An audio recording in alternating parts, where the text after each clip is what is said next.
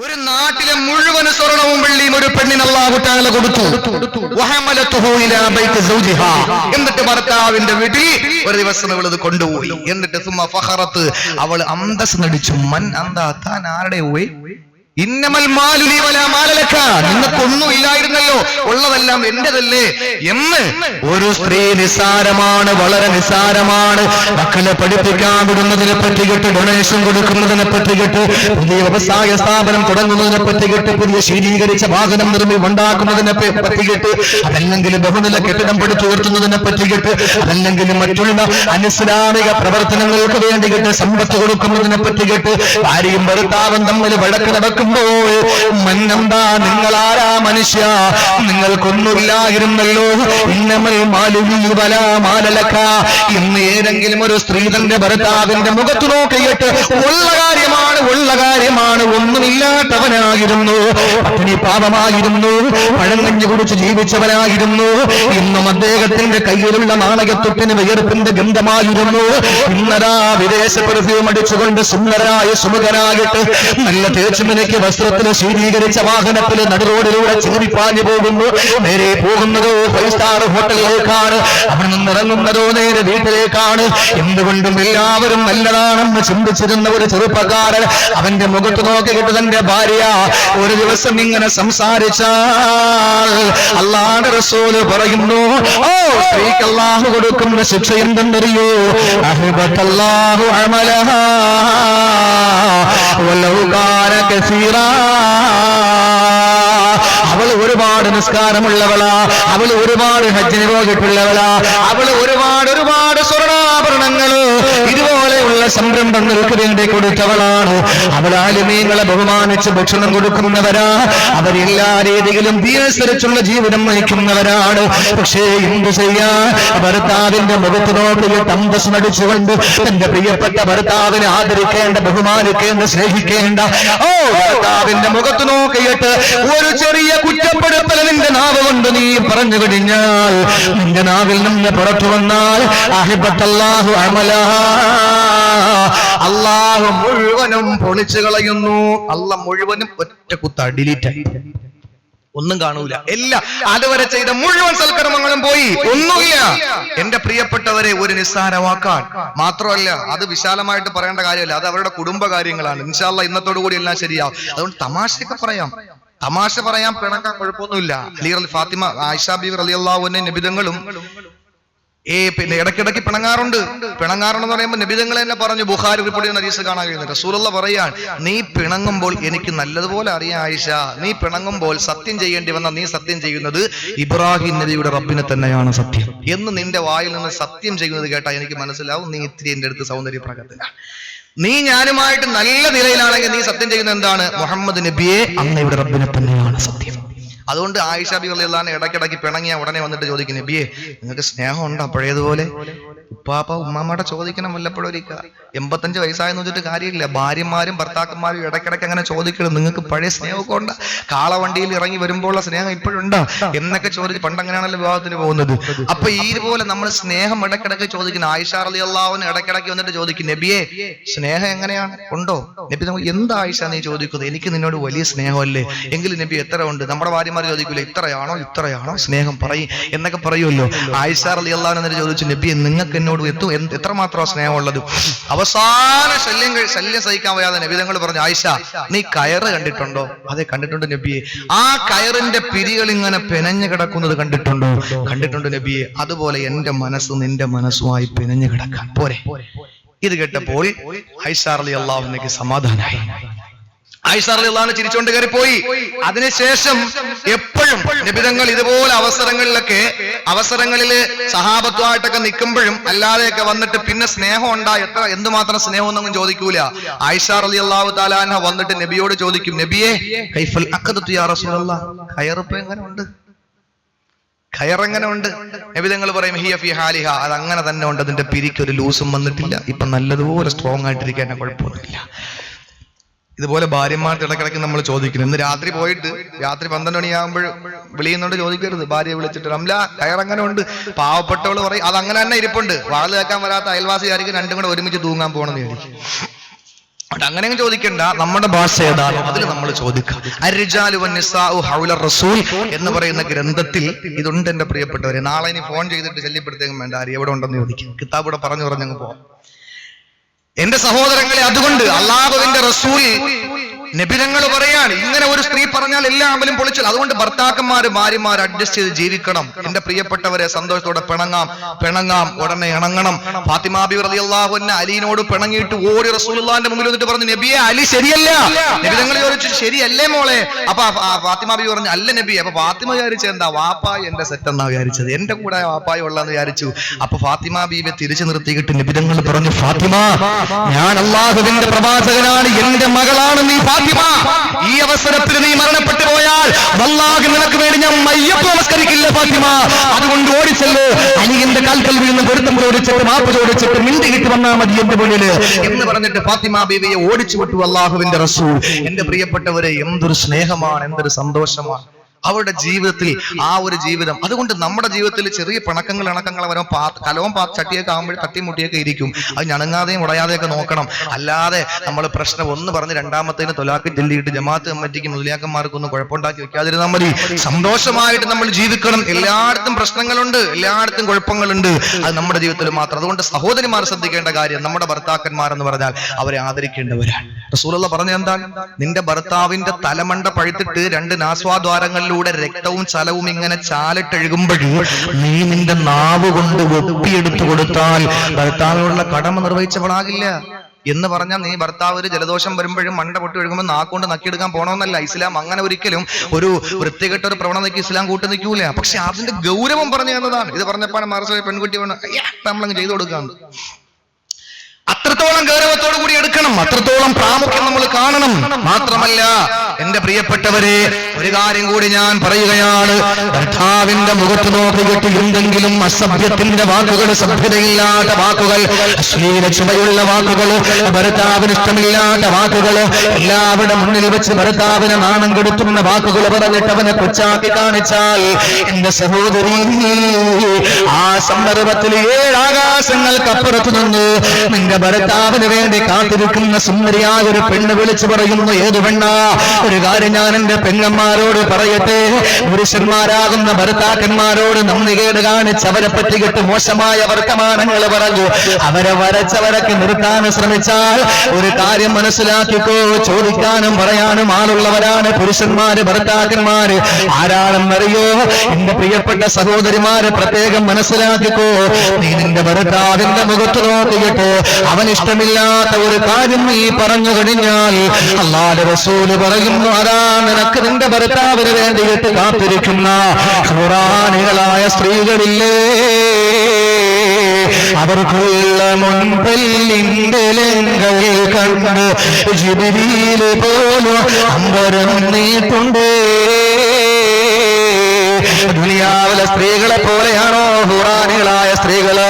എന്റെ യുവാക്കളെ, രക്തത്തിളപ്പുള്ള യുവാക്കളെ, വിപ്ലവബുദ്ധിയുള്ള യുവാക്കളെ, എന്തിനും തയ്യാറായിരിക്കുന്ന യുവാക്കളെ, വെയിറ്റിംഗ് ഷെഡിൽ ബസ് കാത്ത് നിൽക്കുന്ന തൊലിവെളുപ്പുള്ള പെണ്ണിനെ നോക്കിയിട്ട് നിന്റെ ആദർശത്തെ പണയം വെക്കല്ലടാ. അന്യ സമുദായത്തിന്റെ പെണ്ണിനെ കണ്ടിട്ട് പുറകെ പോയിട്ട് നിന്റെ മതത്തെ പറ്റിയിട്ട് നീ മോശമാക്കി കാണിക്കല്ലേ. ആലോചിച്ചോ, ഇതൊക്കെ ചെയ്യാതിരുന്നാൽ നിനക്കൊരു സുന്ദരിയായ പെണ്ണിനെ അല്ലാഹു വെച്ചിട്ടുണ്ട്. ആ സ്ത്രീയുടെ സൗന്ദര്യത്തിന്റെ 1000 കോടികളുടെ അംശം ഈ പരുത്തിക്കുഴിയിലെയും പള്ളിത്തെരുവിലെയും ദുനിയാവിലെയും സ്ത്രീകൾക്ക് അല്ലാഹു കൊടുത്തിട്ടില്ല. കാലിന്റെ മാംസത്തിലൂടെ, കാലിന്റെ തൊലിയിലൂടെ, കാലിന്റെ രോമത്തിലൂടെ കാലിന്റെ തൊലി കാണാ, തൊലിയിലൂടെ അകത്തുള്ള മാംസം കാണാ, മാംസത്തിലൂടെ അകത്തുള്ള മജ്ജ കാണാ, എല്ല് കാണാ, എല്ലിലൂടെ അതിനകത്തുള്ള മജ്ജ കാണാ. അത്രത്തോളം സുന്ദരികളായ സുമുഖികളായ സ്ത്രീകളാണ് ഹൂറാനികള്. എന്റെ സഹോദരിമാരെ, ഹൂറുൽ ഐൻ എന്ന് പറഞ്ഞാൽ തന്നെ കണ്ണ് വലിയവളെന്നാണ്. ആകർഷണീയമായ അട്രാക്ഷനുള്ള കണ്ണുകളുള്ള സുന്ദരികളായ സ്ത്രീകളിൽപ്പെട്ട ഹൂറാനികളിൽപ്പെട്ട നിന്റെ ഭർത്താവിന് വേണ്ടി പടച്ചതമ്പുരാന് തയ്യാറാക്കി വെച്ചിട്ടുള്ള ഹൂറിയായ സ്ത്രീയുണ്ടല്ലോ, നിന്നോട് പറയുന്നു പെണ്ണേ, പള്ളി തെരുവിലെ താത്ത ലാ തുലീ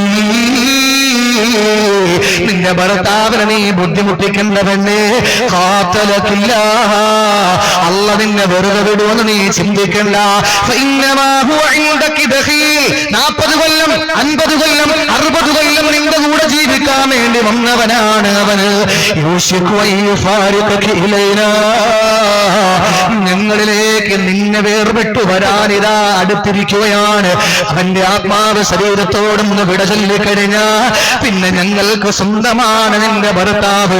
അതുകൊണ്ട് തൊട്ടുപോകല്ലേ, ചോദിക്കാനും പറയാനും ഞങ്ങളുണ്ട് എന്ന് 7 ആകാശങ്ങൾക്കപ്പുറത്ത് സ്വർഗത്തിന്റെ സുന്ദരമായ പരദീസകളിൽ ആറാടുന്ന സുന്ദരികളായ സുന്ദരികളായ ഹുറാനുകളായ സ്ത്രീകളിൽപ്പെട്ട നിന്റെ ഭർത്താവിന് അല്ലാഹു തയ്യാറാക്കി വെച്ചിട്ടുള്ള സ്ത്രീ നിന്നോട് വിളിച്ചു പറയുമെന്ന് റസൂലുള്ളാഹി പറഞ്ഞെങ്കിൽ, അതുകൊണ്ടല്ലേ എന്റെ സഹോദരിമാരെ, ഭർത്താക്കന്മാര് നമ്മുടെ ഭർത്താവാണ്, നമ്മുടെ എല്ലാമാണ്, നമ്മുടെ രാത്രികളെ ധന്യമാക്കി മാറ്റുന്നവരാ, എന്റെ മാരടപ്പിന്റെ സുഗന്ധം ഏറ്റുവാങ്ങിയവനാണ്, എന്റെ അരുമ സന്താനങ്ങളുടെ പിതാവാണ് എന്ന് കരുതിയിട്ട് എന്തും ചെയ്യാമെന്ന് ധരിക്കല്ലേ. അതുകൊണ്ടാണ് മരിച്ചു 3 കഷണം തുണിയിൽ പുരിഞ്ഞ് 3 വെള്ളത്തുണിയിൽ പുരിഞ്ഞ് 3 കെട്ടും കെട്ടിയിട്ട് പള്ളിക്കാട്ടിൽ 6 കാലുള്ള കട്ടിലെടുത്ത് കിടത്തിയിട്ട് പള്ളിക്കാട്ടിൽ കൊണ്ടുവെക്കുമ്പോൾ നമസ്കരിക്കുന്നവര് ദ്വാരക്കുന്നില്ലേ, അല്ലാഹുമ്മ അബ്ദിഹാ സൗജന ഖൈറൻ മിന സൗജിഹാ. അല്ലാഹുവേ, ഇവിടത്തെ ഇണയെക്കാൾ സുന്ദരിയായ ഒരു ഇണയെ, സുന്ദരിയായ ഒരു ഭാര്യ അവിടെ നൽകണേ റഹ്മാനേ എന്ന് ദ്വാരക്കുന്നത് എന്തുകൊണ്ടാ? എന്റെ സഹോദരിമാരെ, നിങ്ങളുടെ ഭർത്താക്കന്മാരെ സ്വർഗത്തിൽ നിങ്ങൾക്ക് കിട്ടും, ശരി തന്നെ.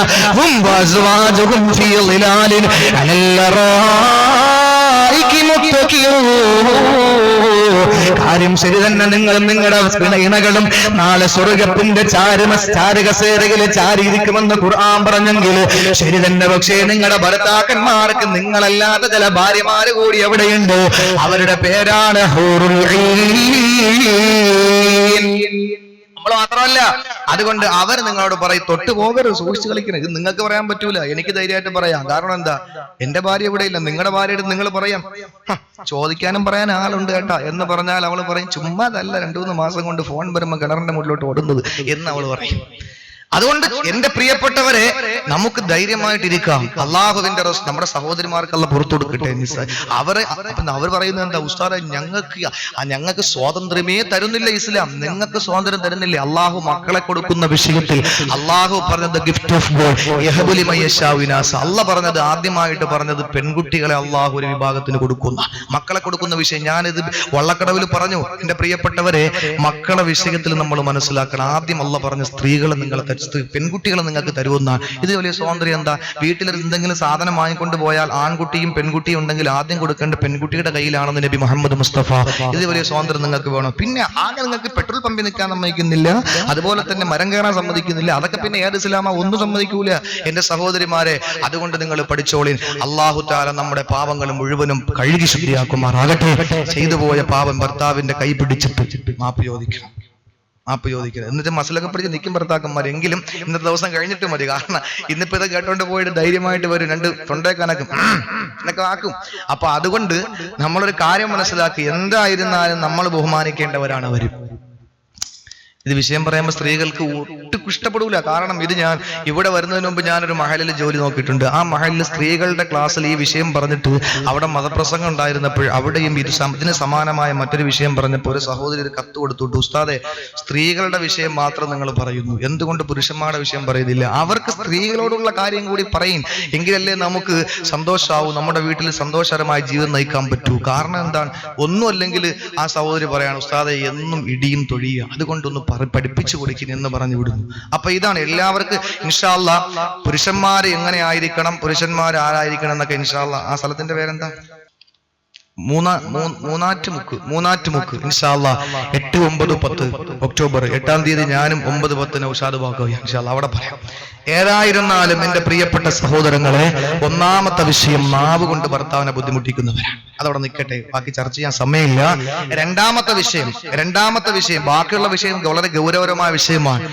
അപ്പൊ ഒന്നാമത്തെ വിഭാഗം നാവ് കൊണ്ട് ഭർത്താവിനെ ബുദ്ധിമുട്ടിക്കുന്നവരാണ് നരകത്തിന്റെ അവകാശികൾ. രണ്ടാമത്തെ ഏതാ? സഹോദരിമാരെ ശ്രദ്ധിച്ചു കേട്ടോ, രണ്ടാമത്തെ വിഭാഗം ചില ഭാര്യമാർ ഭർത്താക്കന്മാരെ വിളിക്കുന്നത് എന്താ? ഭർത്താവിനെ വിളിക്കുന്നത് കാലം വരുന്നു എന്നാണ്. കാലം വരുന്നു എന്ന് പറഞ്ഞാൽ നമ്മൾ എന്തിക്കും മലക്കായിരിക്കും. കാരണം കാലൻ എന്ന് പറയുന്നത് അമുസ്ലിം സഹോദരങ്ങൾ കാലൻ എന്നാണ് അതിനെ പറ്റിയിട്ട്, മാലാകമാരെന്ന് നമ്മൾ വിളിക്കുമ്പോൾ അവര് അതിനെ പറ്റിയിട്ടാണ് പറയുന്നത്. അതുകൊണ്ടാണല്ലോ കുഞ്ഞൻ നമ്പ്യാർ തന്നെ പറഞ്ഞത്, മരണത്തിൽ കാലനെ പറ്റി പറഞ്ഞപ്പോൾ വൃദ്ധന്മാരോരോ കൂട്ടം നിറഞ്ഞോ ഭൂതലം തന്നിൽ കഴിവില്ല കാലാനില്ല മുത്തച്ഛനോ കണ്ടു മുത്തച്ഛാനിരിക്കുമ്പോ മുത്തച്ഛാനവാനുള്ള മുത്തച്ഛൻ മരീച്ചില്ല. കാലനില്ല എന്ന് പറഞ്ഞാൽ മലക്ക് വരൂലെന്നാണ് എന്റെ അർത്ഥം. ഭാര്യമാര് ചില ഭർത്താക്കന്മാരെ വിളിക്കുന്ന കാലൻ എന്നാണ്, കാലമാടൻ. ഭർത്താവിന്റെ ഉമ്മയെ വിളിക്കുന്ന ഭദ്രകാളി സൈനമ്പി, എന്തൊക്കെ പേരുകൾ. നാളെ നമ്മൾ ഇതുപോലെ അമ്മായി അമ്മ നാത്തും. അതുകൊണ്ടല്ലേ ഒരു സ്ത്രീയെടുത്ത് ചോദിക്കുകയാണ് ഏറ്റവും നല്ല കുടുംബജീവിതം നയിക്കുന്ന ആരാ? അപ്പൊ ആ സ്ത്രീ പെട്ടെന്ന് പറഞ്ഞു ആദമു ഹവ്വായാണ്. സംശയമൊന്നുമില്ല. ചോദിച്ചപ്പോ പറയാ അവർക്ക് നാത്തുമാരും ഇല്ല, അമ്മായി അമ്മയില്ല. ഇതാണ് അവർക്ക് ആകെ ശല്യം രണ്ടുപേരുമാണ്. എന്റെ പ്രിയപ്പെട്ടവരെ, നാളെ വളർന്നു വരുമ്പോ നമ്മൾ ഒരു അമ്മായി അമ്മ ആകും, നമുക്ക് മരുമക്കൾ ഉണ്ടാകും, അപ്പൊ നമുക്ക് നാത്തുമാരുണ്ട്. ഇങ്ങനെയൊന്നും ആരും ചിന്തിക്കാറില്ല. അപ്പോഴുള്ളത് എല്ലാം അപ്പോഴെപ്പോഴാണ് എന്റെ പ്രിയപ്പെട്ടവരെ. അതുകൊണ്ട് ഒരു കാര്യം മനസ്സിലാക്കിക്കോ. രണ്ടാമത്തെ വിഭാഗത്തിലേക്ക് ഞാൻ കിടക്കുക. അല്ലാഹുവിന്റെ റസൂല് പറഞ്ഞു, രണ്ടാമത്തെ വിഭാഗം ഏതാണ്? ഇംറഅത്തുൻ സ്ത്രീയാ ലാ തസ്തുറു നഫ്സഹാ മിനർ റിജാൽ. പുരുഷന്മാരിൽ നിന്ന് ശരീരം മറയ്ക്കാത്തവളാണ്, ശരീരം മറയ്ക്കാത്തവരാണ്. അന്യ പുരുഷന്മാരെ കാണിച്ചുകൊണ്ടുള്ള വസ്ത്രം ധരിക്കുന്നവരാ. നബിതങ്ങൾ ആരെങ്കിലും പറ്റിയിട്ട് ഞാൻ കാണാതിരിക്കട്ടെ എന്ന് പറഞ്ഞെങ്കിൽ റസൂലുള്ളാഹി പറഞ്ഞ ഒന്നാമത്തെ വിഭാഗം അവരാണ്. വസ്ത്രം ധരിച്ചിട്ടുണ്ടോ? ഉണ്ട്. ഇല്ലേ? ഇല്ല. ഈ ഒരു അവസ്ഥയിൽ ശരീരത്തിന്റെ മുഴുവൻ പുറത്ത് കാണുന്ന വസ്ത്രമാകട്ടെ, അതല്ലെങ്കിൽ അർദ്ധനഗ്നകളാകട്ടെ, അതല്ലെങ്കിൽ ധരിച്ചിട്ടുണ്ട് പക്ഷേ എല്ലാം പുറത്താ. ഈ അവസ്ഥയിൽ നടക്കുന്ന പെണ്ണേ, രണ്ടാമത്തെ വിഭാഗം നീയാണെങ്കിൽ നിനക്ക് വേറൊരു ജോലി കൂടിയുണ്ട്. എന്തെന്നറിയോ?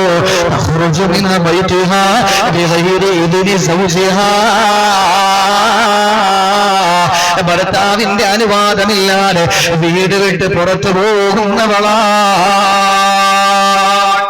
സർക്യൂട്ട് ഭർത്താവ് അറിയാതെ പുറത്തു പോവാൻ, ഭർത്താവ് അറിയാതെ പുറത്തു പോകുന്നു എങ്ങനെയാണ്? ശരീരം മറച്ചിട്ടില്ല. എന്റെ പ്രിയപ്പെട്ടവരെ, ഒരു പാട്ടിയാല ഇറങ്ങി, അത് മാറി. അത് കഴിഞ്ഞിപ്പോ ഒരു അനാർക്കലി ഇറങ്ങി, അത് കഴിഞ്ഞു. പിന്നെ ഒരു മസാർക്കല്ലിയായി. രണ്ട് കൈയും നെറ്റാണ്. സുബ്ഹാനല്ലാഹ്. 2012 പിറന്നപ്പോൾ അള്ളാഹു തആല പെട്ടെന്ന് വേറൊരു വസ്ത്രം ഇറക്കി. ഇല്ലെങ്കിൽ ശരീരം മുഴുവൻ നെറ്റാവുന്ന വസ്ത്രം അവർ ഇടുമായിരുന്നു. മൂന്നാമതിറങ്ങിയ വസ്ത്രത്തിന്റെ പേരെന്താ? Mary lamp. Mary lamp. എല്ലാവരും 90 വയസ്സായ ഉമ്മാമായും പോയി ചോദിക്കുന്നത് മേരിക്കൊണ്ടൊരു കുഞ്ഞാടുണ്ടാകുന്ന. കടക്കാരൻ പറയും വാപ്പാക്കൊരു കുട്ടനാട് മാത്രം ഉണ്ടാകുന്ന ഉലുഹിയെ കറുത്തെന്ന് പറയും. എല്ലാവർക്കും ഇതാണ് വേണ്ടത്. എന്റെ പ്രിയപ്പെട്ടവരെ, ഇപ്പോ ഒരെണ്ണം ഇറങ്ങിയിട്ടുണ്ട്, മുഹബ്ബത്ത്. എന്തൊക്കെ വസ്ത്രങ്ങളാണ്!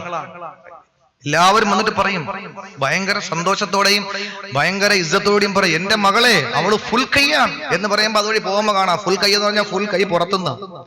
എന്റെ പ്രിയപ്പെട്ടവരെ, ഈ വസ്ത്രം ധരിക്കുന്നു നാണമില്ലേ നമുക്ക്? എന്റെ സഹോദരിമാരെ, അതുകൊണ്ട് ഒരു കാര്യം മനസ്സിലാക്കിക്കോ. ബിസ്മില്ലാഹിർ മൈക്കാണ്ട് വെള്ളമൊന്നും വേണ്ട. 2000 കുറഞ്ഞില്ലേ മൈക്കിന്റെ വാട? മിനിങ്ങാന്ന് പ്രസംഗിച്ചത് കളമശ്ശേരിയിലാണ്. കത്താതെ ഇപ്പോഴും നിൽക്കുന്ന ഒരു ബസ് ഉണ്ടല്ലോ അവിടെ. ആ കളമശ്ശേരി പ്രസംഗിക്കുമ്പോൾ മൈക്ക് സെറ്റാർ അപ്പോഴും ഇങ്ങനെ പറയും, പറ്റി പറയും ഉസ്താദ്. അവസാനം പ്രസിഡന്റ് വന്നിട്ട് പറഞ്ഞു, ഉസ്താദ് 5 വട്ടം പറഞ്ഞു, 1000 രൂപ വെച്ച് കൂട്ടിയാലും 5000 രൂപ കുറഞ്ഞു. പിന്നെ അവസാനം പാവപ്പെട്ടവരല്ലേ, അല്ലാഹു തആല എന്തായിരുന്നാലും എല്ലാ ഉസ്താദന്മാരും ഇങ്ങോട്ട് വരുമ്പോൾ പറയുന്ന ബിസ്മില്ലാഹിന്റെ കാര്യം. എന്റെ പ്രിയപ്പെട്ടവരെ, അതുകൊണ്ട് രണ്ടാമത്തെ വിഭാഗം ശരീരം മറയ്ക്കാത്തവരാണ്. മാത്രമല്ല അനുവാദമില്ലാതെ പുറത്തു പോകുന്നവരാണ്. അനുവാദമില്ലാതെ പുറത്ത് ശരീരം മറയ്ക്കുന്ന വിഷയമൊന്നും പറയാനുള്ള ടൈം നമുക്കില്ല. ഒരുപക്ഷെ ഞാൻ പറയുമ്പോൾ അത് നാളെ ഇവിടെ ചർച്ചയായേക്കാം. അതുകൊണ്ട് ഞാൻ ആ വിഷയത്തിലേക്ക് കടക്കുന്നില്ല. എന്നായിരുന്നാലും ഒരു കാര്യം പറയാം. ഏതെങ്കിലും ഒരു സ്ത്രീ അവള് വസ്ത്രം ധരിക്കുമ്പോൾ ഏതെങ്കിലും ഒരു പുരുഷന്റെ വികാരത്തെ ഇളക്കി വിടുന്ന രീതിയിൽ ഒരു വസ്ത്രം ധരിച്ചുകൊണ്ട് റോഡിലൂടെ നടന്നു പോകുമ്പോൾ ഏതെങ്കിലും ഒരു പുരുഷൻ അതിന്റെ പേരിൽ വ്യഭിചരിക്കാനിട വന്നാൽ അതിന്റെ പൂർണ്ണ ഉത്തരവാദിത്വം നീയാണ്. സംശയമില്ലാത്ത കാര്യമാണ്. അതിന്റെ പൂർണ്ണ ഉത്തരവാദിത്വം ആ സ്ത്രീ ഏറ്റെടുക്കേണ്ടി വരും. കാരണം എന്താ? നോക്കുന്നത് മാത്രമല്ല, അള്ളാഹുവിന്റെ റസൂൽ പറയുന്ന നോക്കുന്നവനെയും നോക്കപ്പെടുന്നവരെയും അള്ളാഹു ശപിച്ചിരിക്കുന്നു. നബി മുഹമ്മദ് മുസ്തഫ. എന്തുകൊണ്ടാ? വഴിയിൽ നിൽക്കുന്ന നോക്കുന്നവരെ മാത്രമല്ല, നോക്കണമെങ്കിൽ നിനക്ക് നോക്കണമെങ്കിൽ മറ്റുള്ളവർ എന്നോട് നോക്കട്ടെ എന്ന് പറഞ്ഞിട്ടാ പോകുന്നത്. എന്റെ പ്രിയപ്പെട്ടവരെ, അപ്പൊ നോക്കാൻ വേണ്ടിയിട്ട് അതിന് കാരണമാകുന്നതിന് നീ വസ്ത്രം ധരിച്ചു കഴിഞ്ഞാൽ അതിന് മുഴുവൻ കാരണങ്ങളും ഉത്തരവാദിത്വവും നിന്റെ മണ്ടയിൽ തലയിൽ കെട്ടിവെക്കുമെന്നതിന് സംശയമില്ല. അതുകൊണ്ട് അടങ്ങി ഒതുങ്ങി കഴിഞ്ഞോ. വിശാലമായിട്ട് ഞാൻ ആ വസ്ത്രധാരണത്തെ പറ്റി പറയുന്നില്ല. എന്റെ സഹോദരിമാര്, എന്ത് അന്തസ്സുള്ള വസ്ത്രമാണ്, എന്ത് അന്തസ്സുള്ള വസ്ത്രമാണ് പർദ്ദയും ധരിച്ച് റാഹത്തായിട്ട് നടക്കുക. ഒരു സ്ഥലത്ത് പ്രസംഗത്തിന് നോക്കുമ്പോൾ പ്രത്യേകമായി എന്നോട് പറഞ്ഞു, ഉസ്താദെ ഔറത്തിന്റെ കാര്യമൊന്നും പറയണ്ട, പർദ്ദ ധരിച്ച് നടക്കുന്ന സ്ത്രീകളെ പറ്റി കിട്ടി ഇവിടെ ഒരു വിഭാഗം സ്ത്രീകൾ പറയുന്നു പർദ്ദ ധരിച്ചവരൊക്കെ ശരിയാണ്, പർദ്ദ ധരിച്ചവരൊക്കെ ശരിയാണ്, ദാടി വെച്ച് പോയാൽ പറയുന്നത് എന്താ, ദാടിക്കാരന്മാരെല്ലാം ശരിയാണെന്നാ പറയുന്നത്. എന്റെ പ്രിയപ്പെട്ടവരെ, ആരെങ്കിലും എന്തെങ്കിലും ചെയ്തു എന്ന് പറഞ്ഞിട്ട് മൊത്തം അവിടെ മണ്ടേ കെട്ടി വെക്കാൻ പറ്റുമോ? നടന്ന് പെണ്ണ് കെട്ടുന്ന ഒരാളെ കണ്ടിട്ട് നിക്കാഹ് ഹറാമാണെന്ന് പറയാൻ പറ്റുമോ? എന്റെ പ്രിയപ്പെട്ടവരെ, അങ്ങനൊന്നുമില്ല. അതുകൊണ്ട് നമ്മളൊരു കാര്യം മനസ്സിലാക്കണം, പരിപൂർണമായി ഈ ഔറത്തും. ഈ അടുത്ത സമയത്ത് പത്രത്തിലൊരു വാർത്ത വന്നു, എഡിറ്റോറിയൽ പേജിൽ വലിയൊരു വാർത്തയായിരുന്നു, സ്ത്രീ വസ്ത്രധാരണം പുരുഷനെ കണ്ട് പഠിക്കട്ടെ എന്ന് പറഞ്ഞാൽ ജീൻസ് പാന്റ് ഇടണമെന്നല്ല, ഒരു പുരുഷന് അനുവദിച്ചിട്ടുള്ളതിനേക്കാളും അപ്പുറം ധരിക്കാം. നമ്മളെ നോക്കേണ്ട പ്രിയപ്പെട്ടവരെ, പുരുഷന്മാരെ നോക്ക് സഹോദരിമാരെ, എങ്ങനെയാണ് അവര് ധരിക്കുന്നത്? എങ്ങനെയാണ്? ശരീരം ആകെ മുട്ട് മുതൽ, ഷാഫി മദ്ഹബിന് പ്രകാരം മുട്ട് മുതൽ, അല്ല അവരെ വസ്ത്രവിധാനത്തിൽ മുട്ട് മുതൽ പൊക്കിള് വരെ, അത് മാത്രമേ പുരുഷന്മാർക്ക് നിർബന്ധമുള്ളൂ. ബാക്കിയൊക്കെ അവരെ അധികം ചെയ്യുന്നതാണ്. എന്റെ പ്രിയപ്പെട്ടവരെ, പിന്നെ മറ്റുള്ള മാന്യത മറയ്ക്കാൻ വേണ്ടിയിട്ടും അവരുടെ ഔറത്ത് മറയ്ക്കുന്നു, നാണം മറയ്ക്കാൻ വേണ്ടിയിട്ട് അവർ ഔറത്ത് മറയ്ക്കുന്നു. പക്ഷെ സ്ത്രീക്ക് അല്ലാഹു കൊടുത്തുള്ള ശരീരം മുഴുവനുമാണ്. എന്റെ പ്രിയപ്പെട്ടവരെ, ഇന്ന് ഇത് നേരെ തിരിച്ചായിപ്പോയി വസ്ത്രം ധരിക്കുന്നത്. ആണിന്റെ പിന്നെ ഇത് സ്ത്രീയുടെ ഇത് പുരുഷനായി മാറിയിരിക്കാൻ. എന്റെ പ്രിയപ്പെട്ടവരെ, ഒരു ബൈക്കിൽ യാത്ര ചെയ്യുന്ന ഒരു ദമ്പതികൾ വിവാഹം കഴിഞ്ഞു, ബൈക്കൊക്കെ എടുത്തു കൊടുത്തു പെണ്ണിന്റെ വാപ്പ. ആ ബൈക്കിൽ യൂറോപ്യൻ ക്ലോസറ്റ് ഇരിക്കുമ്പോൾ എങ്ങനെ ഇരുന്ന് പോവാ, പുറകിൽ ഭാര്യയും വെച്ചുകൊണ്ട്. ആ പോകുന്ന ഭർത്താവ് എങ്ങനെയാ പോകുന്നത്? കയ്യിൽ തണുപ്പായതുകൊണ്ട് ഗ്ലൗസ് ഇട്ടിരിക്കുന്നു, ഫുൾ കൈയാണ്, പാന്റ് ധരിച്ചിരിക്കുന്നു, ഇൻഷർട്ട് ചെയ്തിരിക്കുന്നു, ഷൂ ധരിച്ചിരിക്കുന്നു, സോക്സ് ധരിച്ചിരിക്കുന്നു, തലയിൽ ഹെൽമറ്റും വെച്ചിരിക്കുന്നു. പിന്നെ എവിടെ അവന് പുറത്തുള്ളത്? ഒന്നുമില്ല. പക്ഷെ ബാക്കിരിക്കുന്ന ഭാര്യയുടെ അവസ്ഥ നോക്കണം. എന്റെ പ്രിയപ്പെട്ടവരെ, വിശാലമായിട്ട് ഞാൻ അതിന്റെ വ്യാപ്തിയെ പറ്റിയിട്ടൊന്നും പറയുന്നില്ല എന്റെ സഹോദരങ്ങളെ. അതുകൊണ്ട് ഞാൻ ഒറ്റ കാര്യം പറയുന്നു, ഔറത്ത് മറക്കുന്ന വിഷയത്തിൽ എല്ലാ സ്ത്രീകളും പറയുന്നത്, ഉസ്താദെ ഔറത്ത് ഞങ്ങൾ കഴുത്ത് മുതൽ താഴോട്ടല്ലേ അതൊക്കെ മറച്ചിട്ടുള്ളൂ, പിന്നെ ഈ തല അത് എന്റെ ഒരു സ്റ്റൈലാണ്, എന്റെ വീട്ടിന്റെ മുന്നിൽ ആദ്യമായി പൂത്ത ആ പിച്ചിപ്പൂവിന്റെ, മുല്ലപ്പൂവിന്റെ ഒരു മാല ഉണ്ടാക്കിയിട്ട് എന്റെ തലയിൽ വെച്ചുകൊണ്ട് പോകുമ്പോ ഞാൻ പിന്നെ എങ്ങനെ ഉസ്താദെ? അല്ലെങ്കിൽ എന്റെ മകള് വാപ്പ കൊടുത്തേച്ച ബോയല്ലേ തലയിൽ വെച്ചിരിക്കുന്നത്, എല്ലാവരും ഒന്ന് കാണട്ടെ എന്ന് പറഞ്ഞിട്ട് തല തുറന്നിട്ടാൽ ഒരു മുടി നീ തുറന്നിട്ടുള്ള അവസ്ഥ. ഒരു കാര്യം ഉറപ്പാണ്, നിന്റെ കൂടെ അള്ളാഹുവിന്റെ മലക്കുകൾ ഉണ്ടാവില്ല. രണ്ട് വീട്ടിൽ അള്ളാഹുവിന്റെ റഹ്മത്തിന്റെ മലക്കെടുക്കൂല. ഒന്ന് പട്ടിയുള്ള വീട്ടിലും, നാളെ പട്ടിയാണ് വിഷയം അല്ലേ, ഖുർആനിലെ നായ. എന്റെ സഹോദരങ്ങളെ, കബീർ ഉസ്താദ് എല്ലാം ഖുർആനുമായി ബന്ധപ്പെട്ടാ പറയുന്നത്. അൻവാറശ്ശേരിയിൽ അടുത്ത സമയത്ത് ഒരു പ്രശ്നം ഉണ്ടാകും. അവിടുത്തെ വിഷയം ഖുർആനും മഅദനിയും. ഖുർആൻ ഇത്രത്തോളം കൈകാര്യം ചെയ്യാനും ഖുർആനിനെ പറ്റി ആധികാരികമായി പഠിച്ച് ഞങ്ങളൊക്കെ അത്ഭുതപ്പെട്ടവരുണ്ട്. വായും തുറന്നിരുന്നിട്ടുണ്ട് അദ്ദേഹത്തിന്റെ വായിന്ന് വീണിട്ടിട്ട്. അല്ലാഹു തആല ദീർഘായുസ്സും എല്ലാം അല്ലാഹു തആല ഇൽമും എല്ലാം കൊടുത്ത് അല്ലാഹു അനുഗ്രഹിക്കട്ടെ. എന്റെ പ്രിയപ്പെട്ട രണ്ട് സുഹൃത്തുക്കളാണ് ഉസ്താദ് ബാക്കവി ഉസ്താദും അഹമ്മദ് കബീർ ഉസ്താദ്. എന്റെ പ്രിയപ്പെട്ടവരെ, അതുകൊണ്ട് നായ ഉള്ള വീട്ടിൽ അള്ളാഹുവിന്റെ റഹ്മത്തിന്റെ മലക്കെടുക്കൂല. അതുപോലെ അള്ളാഹുവിന്റെ റസൂല് പറഞ്ഞു, ഒരു രൂപം ഉള്ള വീട്ടിൽ ഫോട്ടോ വെച്ചിരിക്കാൻ, ദുബായിൽ നിൽക്കുന്ന ഭർത്താവിന്റെ ഫോട്ടോ വെച്ചിരിക്കാൻ ഹാളിൽ തന്നെ വെച്ചിട്ടുണ്ട്. ബാത്റൂമിൽ നിന്ന് ഇറങ്ങിയാലും കാണാം, അടുക്കളയിൽ നിന്ന് കയറിയാലും കാണാം, സിറ്റ് ഔട്ടിൽ നിന്ന് കയറിയാലും കാണാം, ബെഡ്റൂമിൽ നിന്ന് ഇറങ്ങിയാലും കാണാം. രാവിലെ എന്നും കാണാൻ വേണ്ടിയിട്ട് വെച്ചിരിക്കാം. നിന്റെ ഭർത്താവിനെ പറ്റി ഒന്നും ഓർമ്മ ഉണ്ടാകും, പക്ഷേ റഹ്മത്തിന്റെ മലക്കെടുക്കൂല. അള്ളാഹുവിന്റെ കോടിക്കണക്കായ മാലാഖമാര്, ആ മാലാഖമാരുടെ എണ്ണം നിങ്ങൾക്കറിയോ എന്റെ സഹോദരങ്ങളെ? 7 ആകാശങ്ങൾ, 1 ആകാശത്ത്, കഅബാലയത്തിന്റെ നേരെ മുകളിൽ 1 ആകാശത്ത് ഒരു ഗേഹമുണ്ട്, പേര് ബൈത്തുൽ മഅമൂർ. ആ ബൈത്തുൽ മഅമൂറിൽ നിന്ന് ഒരു ചരൽക്കല്ലെടുത്തിട്ടാൽ അത് നേരെ വന്ന് വീഴുന്നത് കറുത്ത കല്ലായ ആ പരിശുദ്ധമായ കഅബാലയത്തിന്റെ നടുവിലാണ്. അങ്ങനെയുള്ള ബൈത്തുൽ മഅമൂറിനകത്ത് ഇബാദത്തെടുക്കുന്നത് അള്ളാഹുവിന്റെ മലക്കുകളാണ്. ഒരു ടൈമിൽ ഇബാദത്തെടുക്കുന്ന മലക്കുകളുടെ എണ്ണം 70,000 മലക്കുകൾ ഒരു സമയം അതിനകത്ത് കയറി ഇബാദത്തെടുക്കും. ഒരിക്കൽ ഇബാദത്തെടുത്ത മലക്കിന് പിന്നെ ഖിയാമത്ത് ഖിയാമത്ത് നാൾ വരെ അതിനകത്ത് കയറാനുള്ള ഭാഗ്യമില്ല. എന്നാൽ ലോകാവസാനം വരെയും അവിടെ ഇബാദത്ത് നടന്നുകൊണ്ടിരിക്കും. അപ്പൊ എന്തുമാത്രം മലക്കുണ്ടെന്ന് ആലോചിച്ച് നോക്കിയേ. ഈ മാലാഖമാരിൽ ഒരു വിഭാഗത്തിന്റെ പേരെന്താണെന്നറിയോ?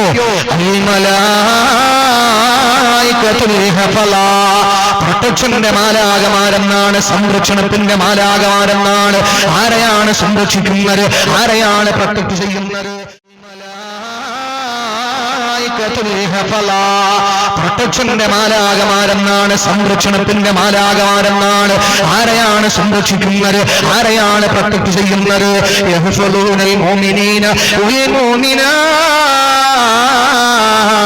വിശ്വാസികളെയും വിശ്വാസിനികളെയും അത് പ്രൊട്ടക്ട് ചെയ്യുകയാണ്.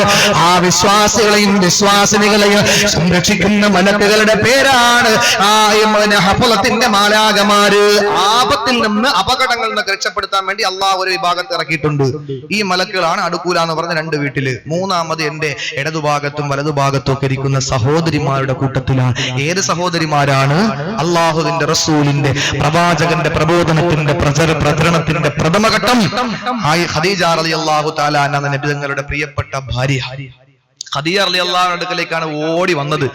പരിശുദ്ധമായ കഅബാലയത്തിൽ നിന്ന് 5 കിലോമീറ്റർ അപ്പുറത്തുള്ള ജബലുന്നൂർ 1 മണിക്കൂർ യാത്ര ചെയ്താൽ മാത്രം താഴെ നിന്ന് മുകളിലെത്തും. എന്റെ പ്രിയപ്പെട്ടവരെ, അങ്ങനെയുള്ള ജബലുന്നൂറിന്റെ മുകളിൽ ഹിറാ ഗുഹയിൽ 4 ഭാഗത്ത് പാറകൾ കൊണ്ട് നിർമ്മിക്കപ്പെട്ട, അതല്ലെങ്കിൽ പാറകളാൽ ആവരണം ചെയ്യപ്പെട്ട ഗുഹയ്ക്കകത്ത് അല്ലാഹുവിന്റെ റസൂൽ ധ്യാന നിമഗ്നനായിരിക്കുമ്പോഴാ ജിബ്രീൽ എന്ന മാലാഖ ഇറങ്ങി വരുന്നത്. പേടിച്ച് ഓടി വന്ന് ഖദീജ റളിയല്ലാഹു അൻഹയുടെ അടുക്കലേക്ക്. നമ്മൾ ആലോചിക്കണം, ഇന്നത്തെ പോലെ സംവിധാനങ്ങളൊന്നുമില്ല. കല്ലുകളും മുള്ളുകളും നിറഞ്ഞ ആ മലയോരത്തു കൂടി റസൂലുള്ള ഓടി ഓടി ഓടി ഓടി ഇപ്പോഴത്തെ ഒറ്റയ്ക്ക് അവിടെ പോയാൽ പേടിച്ചു പോകുന്ന അവസ്ഥയാണ്. ഇത്രയും പുരോഗമനങ്ങൾ ഉണ്ടായിട്ട് ആ ഒരവസ്ഥയിൽ ഓടി അങ്ങ് ചെന്നിട്ട് പറഞ്ഞു, ഖദീജ സമ്മിലൂനി ഖദീജ, എന്നെ ഒന്ന് പെട്ടെന്ന് പുതച്ചേ, എനിക്ക് വല്ലാതെ കിടുങ്ങലാണ്, പനിയാണ്. നമ്മുടെ ഭാര്യമാരുടെ അടുക്കൽ നമ്മൾ ഓടി വന്നിട്ട് പറയാൻ, പുതപ്പിട്ടൊന്ന് മൂഴുത്താ പേടിച്ചു എന്ന് പറഞ്ഞാൽ ചോദിക്കും, എവിടെ പോയിട്ടാ വന്നത് പേടിച്ചത് എന്ന് ചോദിക്കും. അള്ളാഹുവിന്റെ റസൂലിനെ പുതച്ചു കൊടുത്തു ഖദീജ റളിയല്ലാഹു അൻഹ പുതച്ചു മൂടിയിട്ട് പറഞ്ഞു, നബി നിങ്ങൾ വിഷമിക്കണ്ട. എന്നിട്ട് നബി തങ്ങളുടെ വിശേഷണങ്ങളൊക്കെ ഇങ്ങനെ പറഞ്ഞു കൊടുത്തു. അവസാനം പറഞ്ഞു, ഒരവസരത്തിൽ ഒരു ദിവസം വന്നിട്ട് പറഞ്ഞു, ഖദീജ റളിയല്ലാഹു അൻഹ പറഞ്ഞു, നബിയെ എനിക്കൊരു ആഗ്രഹമുണ്ട്, സാധിപ്പിച്ചു തരും. മൂന്നാമത്തെ വിഷയം അതാണ്, ഞാൻ പറഞ്ഞുതരാം. അള്ളാഹുവിന്റെ റസൂലിനോട് പറയാൻ, എനിക്കൊരു ആഗ്രഹമുണ്ട്, സാധിപ്പിച്ചു തരണം. ഖദീജ റളിയല്ലാഹു അൻഹയുടെ മുഖത്ത് നോക്കി റസൂൽ പറഞ്ഞു, എന്ത് ആഗ്രഹമാണ്? പറഞ്ഞോ, ധൈര്യമായിട്ട് പറഞ്ഞോ, ഞാനല്ലേ നിനക്ക്, ധൈര്യമായിട്ട് പറഞ്ഞോ. റസൂലുള്ളാഹിയോട് പറഞ്ഞു, നബിയെ വേറൊരു ആഗ്രഹമില്ല, ഇനി ജിബ്രീൽ വരുമ്പോ എനിക്കൊന്ന് കാണിച്ചു തരണം. അത്രയും ജിബ്രീൽ വരുമ്പോ ഒന്ന് കാണിച്ചു തരണം. നബി തങ്ങൾ പറഞ്ഞു, ഖദീജ വരട്ടെ, ഞാൻ കാണിച്ചു തരാം, നീ കാണുമെങ്കിൽ കണ്ടോ. ഒരു ദിവസം അല്ലാഹുവിന്റെ റസൂലിന്റെ അടുക്കൽ ജിബ്രീൽ കടന്നു വന്നു. ആ ഒരു സാഹചര്യത്തിൽ റസൂലുള്ള വലതുഭാഗത്തിരിക്കുന്നു, ഖദീജ റളിയല്ലാഹു അൻഹ ഇടതുഭാഗത്തിരിക്കുന്നു. ജിബ്രീൽ കടന്നു വന്നു. നബി തങ്ങൾ പറഞ്ഞു, ഖദീജ ദാ ജിബ്രീൽ വന്നിട്ടുണ്ട്, കണ്ടോ. അല്ലാഹുവിന്റെ റസൂൽ ജിബ്രീൽ വന്ന കാര്യം ഖദീജയെ ബോധിപ്പിക്കുമ്പോൾ ഖദീജ റളിയല്ലാഹു തആല നോക്കുന്നു, നബിയേ ഞാൻ ജിബ്രീലിനെ കാണുന്നില്ല, നബിയേ നിങ്ങൾ കാണുന്നുണ്ടോ? അതേ ഖദീജ, ഞാൻ കണ്ടുകൊണ്ടിരിക്കുകയാണ്, ജിബ്രീലിനെ നിനക്ക് കാണാൻ കഴിയുന്നില്ലേ? ഇല്ലെന്ന് പറഞ്ഞിട്ട് ഖദീജ ബുദ്ധിമതിയാണ്, കുലീനയാണ്.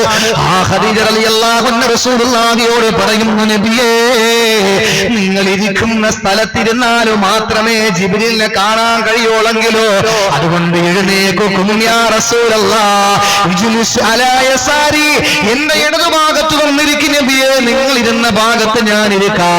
നബി തങ്ങളെ പിടിച്ച് ഖദീജ റളിയല്ലാഹു അൻഹ ഇരുന്നെടുത്തിരുത്തി. എന്നിട്ട് നബി തങ്ങൾ ഇരുന്ന ഭാഗത്ത് ഖദീജയും ഇരുന്നു.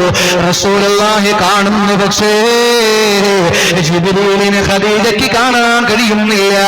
കുറച്ചു നേരം നിശബ്ദയായിരുന്ന ഖദീജ റസൂലുള്ളാഹിയോട് പറയുന്നു, നബിയേ എനിക്ക് കാണാൻ കഴിയുന്നില്ല, ഇടവും വലവുമല്ല പ്രശ്നം, നിങ്ങൾ ഇരിക്കുന്നതിന്റെ നേരെ മുകളിലെ ജിബ്രീൽ വരോളെങ്കിലോ, അതുകൊണ്ട് യാ റസൂലല്ലാഹ് ഇജ്ലിസ് അലാ ഹിജ്രി, നബിതങ്ങളെ പിടിച്ച് എഴുന്നേൽപ്പിച്ചിട്ട് ഖദീജ റളിയല്ലാഹു അൻഹയുടെ മടിത്തട്ടിൽ ഇരുത്തി നബിയെ. നബിതങ്ങളെ പിടിച്ച് ഖദീജ മടിയിലിരുത്തുമ്പോൾ റസൂലുള്ളാഹ് കാണുന്നു, പക്ഷേ ഖദീജ കാണുന്നില്ല. കുറച്ചു നേരം കഴിഞ്ഞപ്പോൾ ഖദീജ പറഞ്ഞു, നബിയേ എനിക്ക് കാണാൻ കഴിയുന്നില്ല. എന്തുകൊണ്ടാണെന്നറിയില്ല. നിങ്ങളോ നബിയേ ഖദീജ എനിക്കിപ്പോഴും കാണാൻ കഴിയുന്നു. അല്ലാതെ വിഷമിച്ചുകൊണ്ട് കുറച്ചു നേരം നിശബ്ദയായിരുന്ന ഖദീജ റളിയല്ലാഹു അൻഹ പെട്ടെന്ന് നബിയോട് ചോദിക്കുന്നു, നബിയേ ഇപ്പോഴും നിങ്ങൾ ജിബ്രീലിനെ കാണുന്നുണ്ടോ? അല്ലാഹുവിന്റെ റസൂൽ നോക്കുമ്പോ ജിബ്രീൽ മാഞ്ഞുപോയി. സമാധാനത്തിന്റെ മലക്ക് ജിബ്രീൽ ആ മുന്നിൽ നിന്ന് മാഞ്ഞുപോയി. റസൂലുള്ളാഹി പറഞ്ഞു, ഖദീജ ഇപ്പോഴും കാണുന്നില്ല. അപ്പോൾ ഖദീജ എഴുന്നേറ്റ് റസൂലുള്ളാഹിയെ പിടിച്ചുകൊണ്ട് പറയുന്നു, നബിയേ നബിയേ നബിയേ വല്ലാഹി ആ വന്നത് മലക്കാണ്. ആ വന്നത് ഒറിജിനൽ മലക്ക് ജിബ്രീലാണ്. എന്തേ ഖദീജ നിനക്ക് ഇത്ര ഉറപ്പ്? നബിയേ ഞാൻ വന്നത് പിശാചാണോ ജിബ്രീലാണോ മലക്കാണോ? മലക്കാണോ പിശാചാണോ എന്ന് പരിശോധിക്കാ. ഞാൻ ഒരു അടവ് പയറ്റി നബിയേ. എന്ത് തന്ത്രമാണ് എന്ത് സൂത്രമാണ് ഖദീജ നീ പയറ്റിയത്? റസൂലുള്ളാഹിയോട് ഖദീജ പറഞ്ഞ മറുപടി കേൾക്കണോ?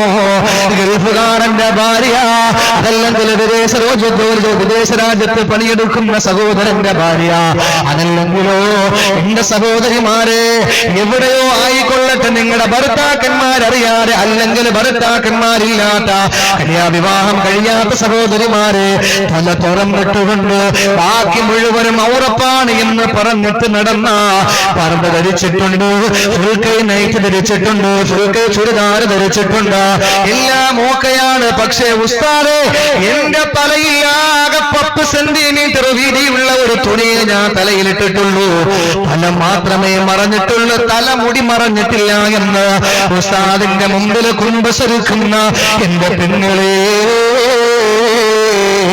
ഖദീജ റളിയല്ലാഹു അൻഹ പറയുന്നു, നബിയേ ഞാൻ വന്നത് പിശാചാണോ മലക്കാണോ എന്ന് പരിശോധിക്കാ. എന്റെ തലയിൽ കിടന്ന തട്ടം ഞാൻ അങ്ങ് മാറ്റി 2-3 മുടി ഞാൻ എടുത്തു പുറത്തിട്ടു മുസ്തഫ. അപ്പോഴാണ് ജിബ്രീൽ മാഞ്ഞു പോയത്. അതേ റസൂലുള്ളാഹി പറഞ്ഞു, ഖദീജ ഒരു മലക്കിന് പെണ്ണിന്റെ ഔറപ്പ് കാണുന്നത് ലജ്ജയാണ്, വെറുപ്പാണ്, അറപ്പാ. ഇബ്ലീസായിരുന്നെങ്കിൽ പിശാചായിരുന്നെങ്കിൽ അവിടെ നിന്ന് ആ തലമുടിയുടെ സൗന്ദര്യം കണ്ടിട്ടേ പോകുമായിരുന്നുള്ളൂ. മലക്കുകളാണെങ്കിൽ അവർ മാറിപ്പോകും. ഏത് മലക്കുകളാൽ? മലായികത്തുൽ ഹഫള, പ്രൊട്ടക്ഷന്റെ മാലാകമാരാ.